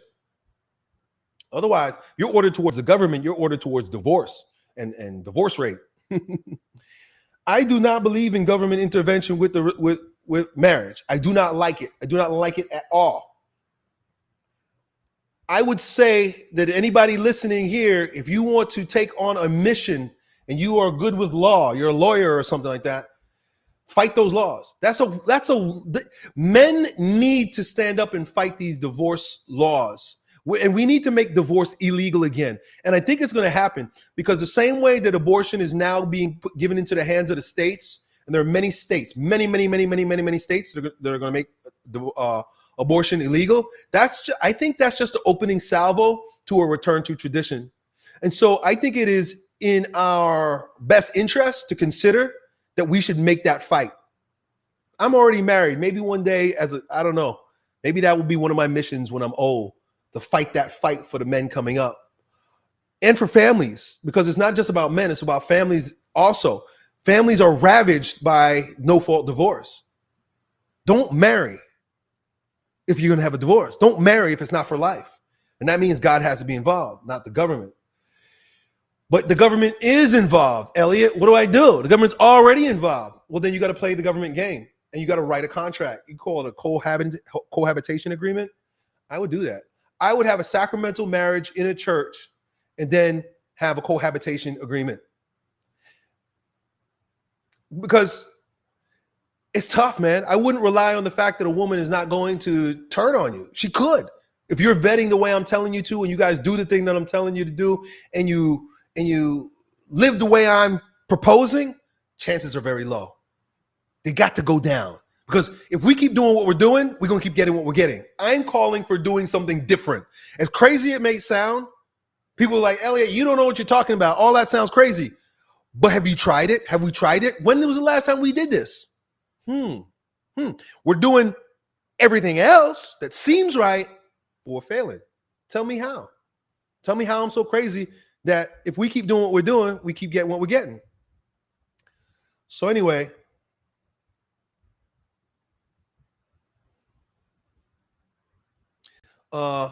sacramental marriage, and then like a literal contract, hire a lawyer, make it fair. It should be fair.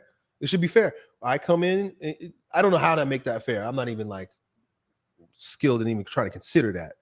But you got to get a lawyer involved. That's really the only thing you can do right now. Stand up, 49 super chat. Thank you, bro. Do you think manifestation teachers like Hicks, Goddard is compatible with Catholicism? I can't help to see some truth in manifesting your own reality.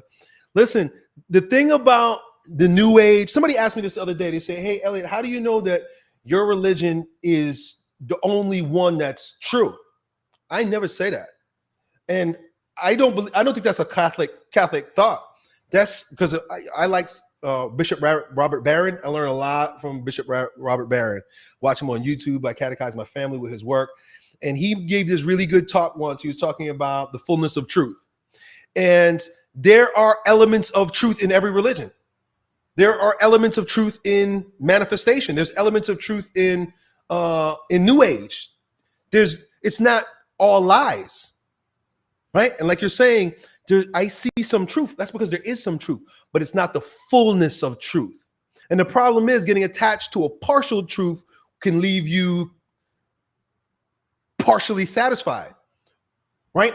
So with regard to these teachers, I don't think that they're wrong, because they're not. They're just giving you only a part of the fullness of truth. And so you asked me specifically about Catholicism. I believe Catholicism is the fullness of truth. It's the fullness of tradition. It's the fullness of scripture. Well, the Bible comes from them, comes from the Catholic Church. It is the fullness of religion. It's God's fulfillment of prophecy through the manifestation of Jesus Christ. But there's truth in the other ways. There is truth. I would be a fool if I said there wasn't. I know there's some people who say that, oh, if it's not in the Bible, it's not true. That's very naive to say that. That's not, it don't work that way. The Bible and the Bible itself isn't the fullness of truth. The Bible is just a book. The fullness of truth is in Christ himself. And the apostolic tradition and the scripture that surrounds his life and revelation. That's the fullness of truth. But there's elements of truth everywhere else too. So, do you want the partial or you want the whole? That's all it is. Devin Vance. What up, Unc? Will you be doing a grounding camp anytime in the near future? I see you mentioned marriage camp before. I'll be there if so. Yeah. In fact, I'm planning one for January 2023. I'm very busy for the rest of this year. I got a lot of big plans. I'm doing these live streams now. I really got my hands full, but we're locking down a location for January, and it'll likely be in Florida. So I'm really looking forward to that. I'm looking forward to seeing you there. And then at that, I will likely make an offer for a marriage camp. I'd like to do something, man. I want to see marriages great again, man. I want to see marriages and family work. And so I'll probably do a live event of some sort at some time in the future here, probably in 2023 as it relates to that. So thank you very much for your super chat, brother. Let's see. All right, I'm going to keep scrolling down. Let's see. Tetros 1999 super chat. Thank you, brother. Girlfriend ended things 8 months ago. She was a Christian conservative and a virgin. I was too focused on career and gym. I wasn't. How do I do this? It's going away. I wasn't I was too focused on career and gym, so I never gave her. These things just keep moving. How do I get it to stay? Okay. Girlfriend ended things 8 months ago. She was Christian, conservative, and a virgin. I was too focused on career, the gym, so I never gave her enough time, and she had an attached style needing affection. How do I conquer this regret? Well, the whole thing is that you regret doing and being what you are. And if she couldn't accept that you were focused on your work and your gym, building yourself up as a single man should be, right? Because she's not your wife, right? She's your girlfriend. You guys got to understand something. Boyfriend and girlfriend don't owe each other nothing. Calling each other boyfriend and girlfriend, even the word boyfriend and girlfriend is so immature, especially if you're a grown man. I'm a grown man with a girlfriend. Imagine that if I got divorced, right? God forbid, or my wife dies, that's probably the only way I'll be single. And I'm a single man at 43, and I'm somebody's boyfriend. That just sounds retarded. Girlfriend, boyfriend don't really exist. That's what Mickey Mouse Clubhouse and Nickelodeon has taught you to think about courting, dating, marriage, and relationships. Boyfriend, girlfriend is nothing. It doesn't mean anything. So you have a girlfriend. She ended things 8 months ago. But I don't even know what that means. She was a Christian. She was conservative. She was a virgin. So I don't know. You guys I don't know what you were doing, what your plan was. You guys were planning on getting married or whatnot.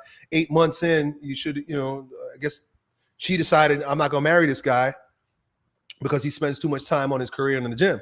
Now, you have all the right in the world to be focusing on your career in the gym.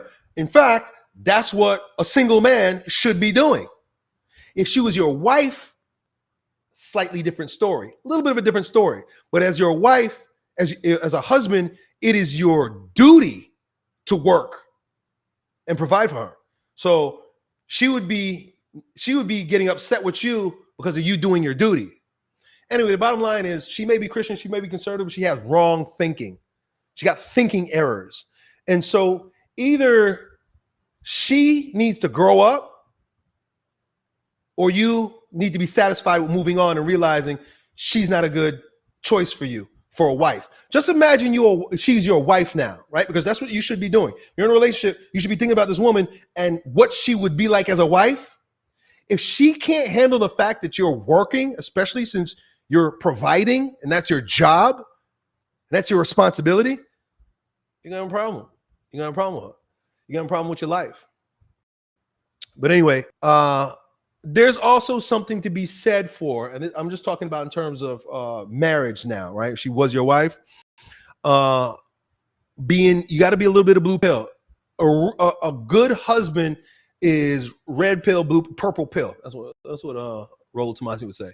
Purple pill, which means you got to do all the alpha, maintain that alpha frame, but also be willing and able and wanting to yield in and satisfy your woman's neediness at times, right? And you should be able to read that. All alpha is too hard, and you're going to suffer that way too. All beta is too soft, and you're going to suffer that way as well. You got to be a little bit of both. And if you don't know how to soften up a little bit in order to give your girl what she wants, then you're gonna struggle just as much as a man who gives up all his value, gives up all his time, gives up all his energy for a woman to satisfy her. You see, dude? So you got to strike that balance.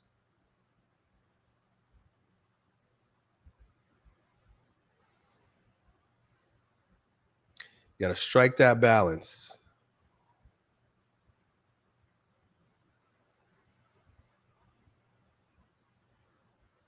Okay, I saw that one already. Let's see. My wife is sending them in to me, so I have them, but I'm scrolling also. Patrick Longsharks, is the infiltrated ball warming worth it? I don't know what that means. The infrared ball warming worth it? I don't know. I don't know. I do it like every once in a while because it feels good. But I don't know. I don't know if it's really worth it. I thought it was a cool idea more than anything. A lot of people swear by it, but I don't know. Roasting my balls every day gets it's a little much sometimes. But I still like doing it. It feels nice. It does. It feels good. First time you do it, it feels really amazing, actually. Warm nuts. Something new.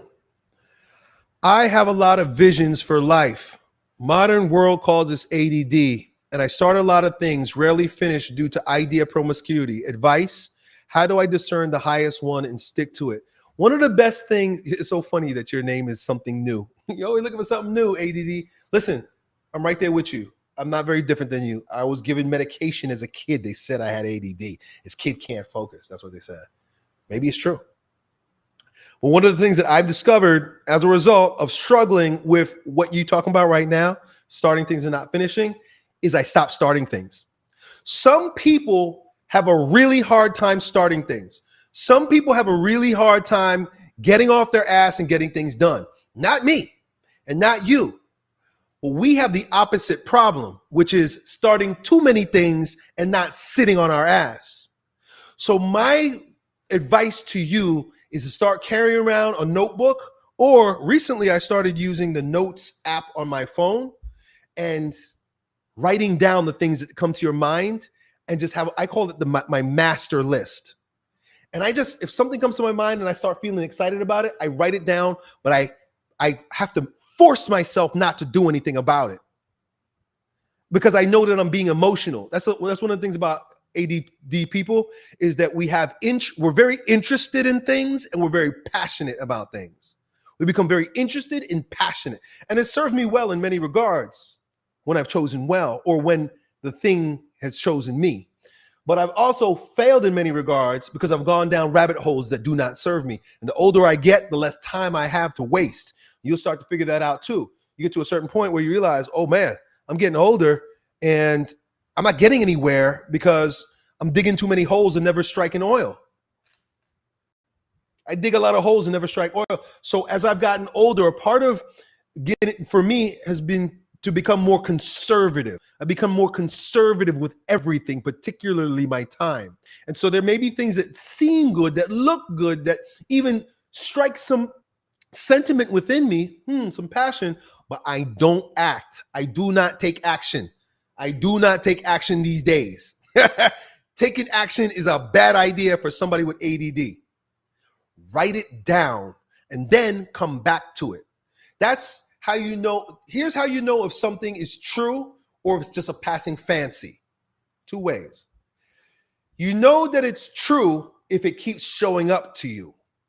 You know, because if God really is asking you to do something, if the Holy Spirit is trying to do a work in you, that's how Christians say it. If the Holy Spirit's trying to do a work in you, he will not leave you alone. He will come, tap you on the shoulders, but hey, I think I need you to do this. I need you to do this, not I think. And you'd be like, what? Oh, man, what? I'm not sure. Sounds good, but all right, careful, right? Because you got to discern. If you don't do nothing, he's going to come back a couple weeks later. Hey, you didn't do that thing yet. You didn't do that thing that I'm asking you yet. I have some things like that in my life. I have things like that in my life right now that the Holy Spirit's been asking me to do for a while. And I keep finding all kinds of reasons to do something else. Man. But anyway, that's neither here nor there. The Holy Spirit will keep talking to you until you do the thing that you got to do, or create havoc in your life so that you're forced to do it. That's how you know you're supposed to do it. Here's how you know you're not supposed to do it. It feels good, it's exciting, you write it down, and then you review your master list, like I was telling you, a month from now. If you look at it and you're like, oh, I forgot about that, and you feel nothing about it, then you realize, oh, it was a passing fancy. So those two things, take those two things to the bank. Write it down and revisit it and see what happens. And if it keeps revisiting you, you know that it's God is asking you to do something.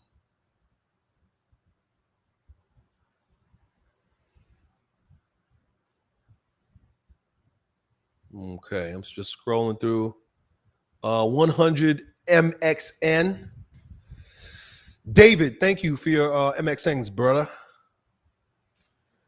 I think there's a difference between New Thought, Charles Fillmore, Roger Collier, Robert Russell, Neville, Joseph Murphy, and New Age, Numbers, Crystal, Emerson, inspired New Thought. I wish I could comment on that, but I don't even know I don't know who these guys are. I think I heard of Robert Collier. Well, I appreciate your input there, and I'm sure you're right. I'm sure there's some validity to what you're saying right there. I just need to look a little bit more into it in order to really be able to swallow, digest, and assimilate something out of it. But thank you for your super chat, bro.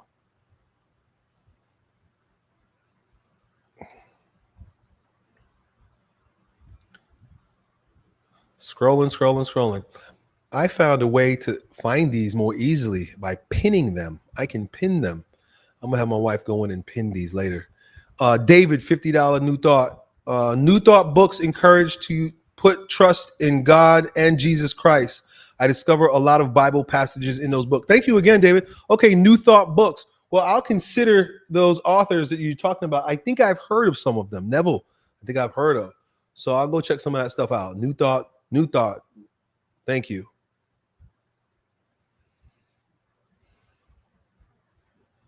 Scrolling. What is this? Adult dating? Am I getting spammed in here? Oh boy. Okay. Let's see. Colleen sent me a bunch of these also. Okay, David MX. Atman Mersai.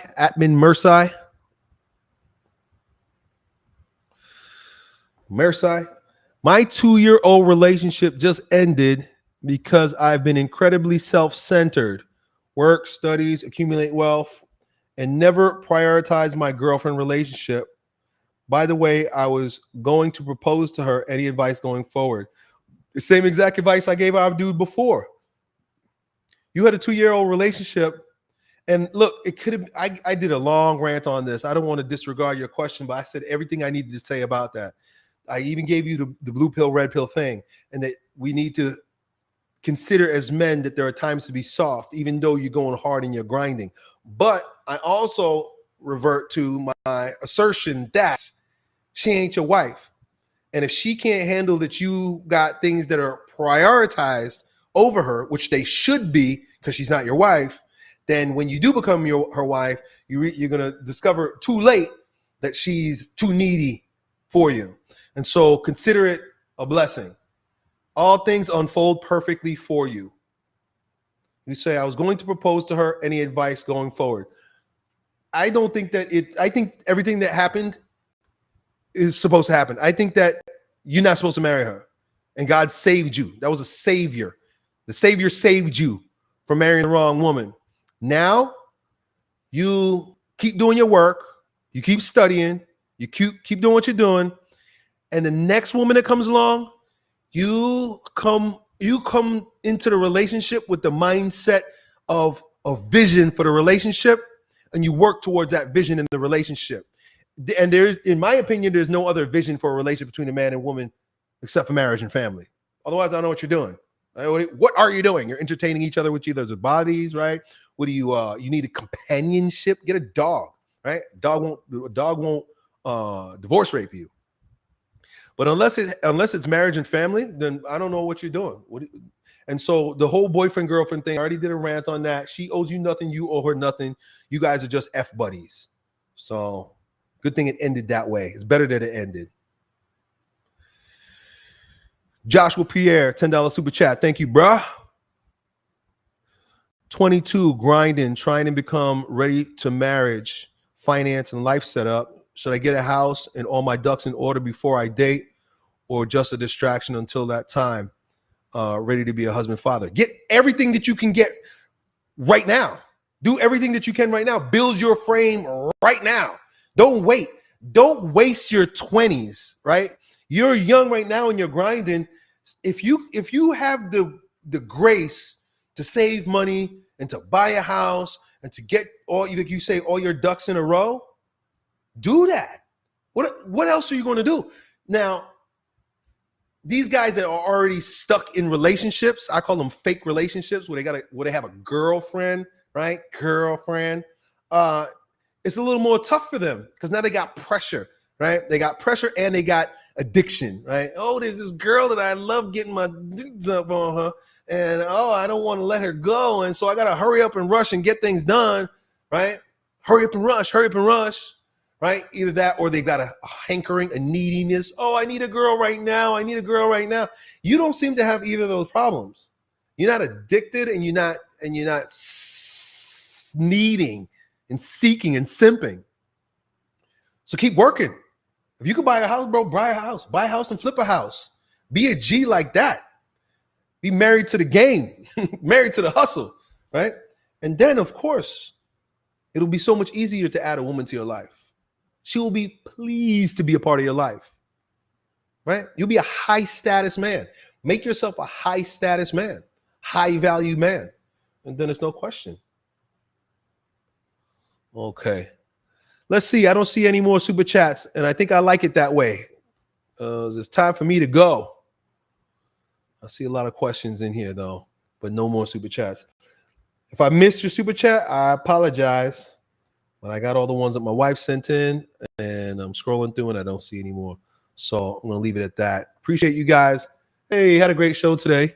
I was definitely started off a little slow. Just feeling a little tired.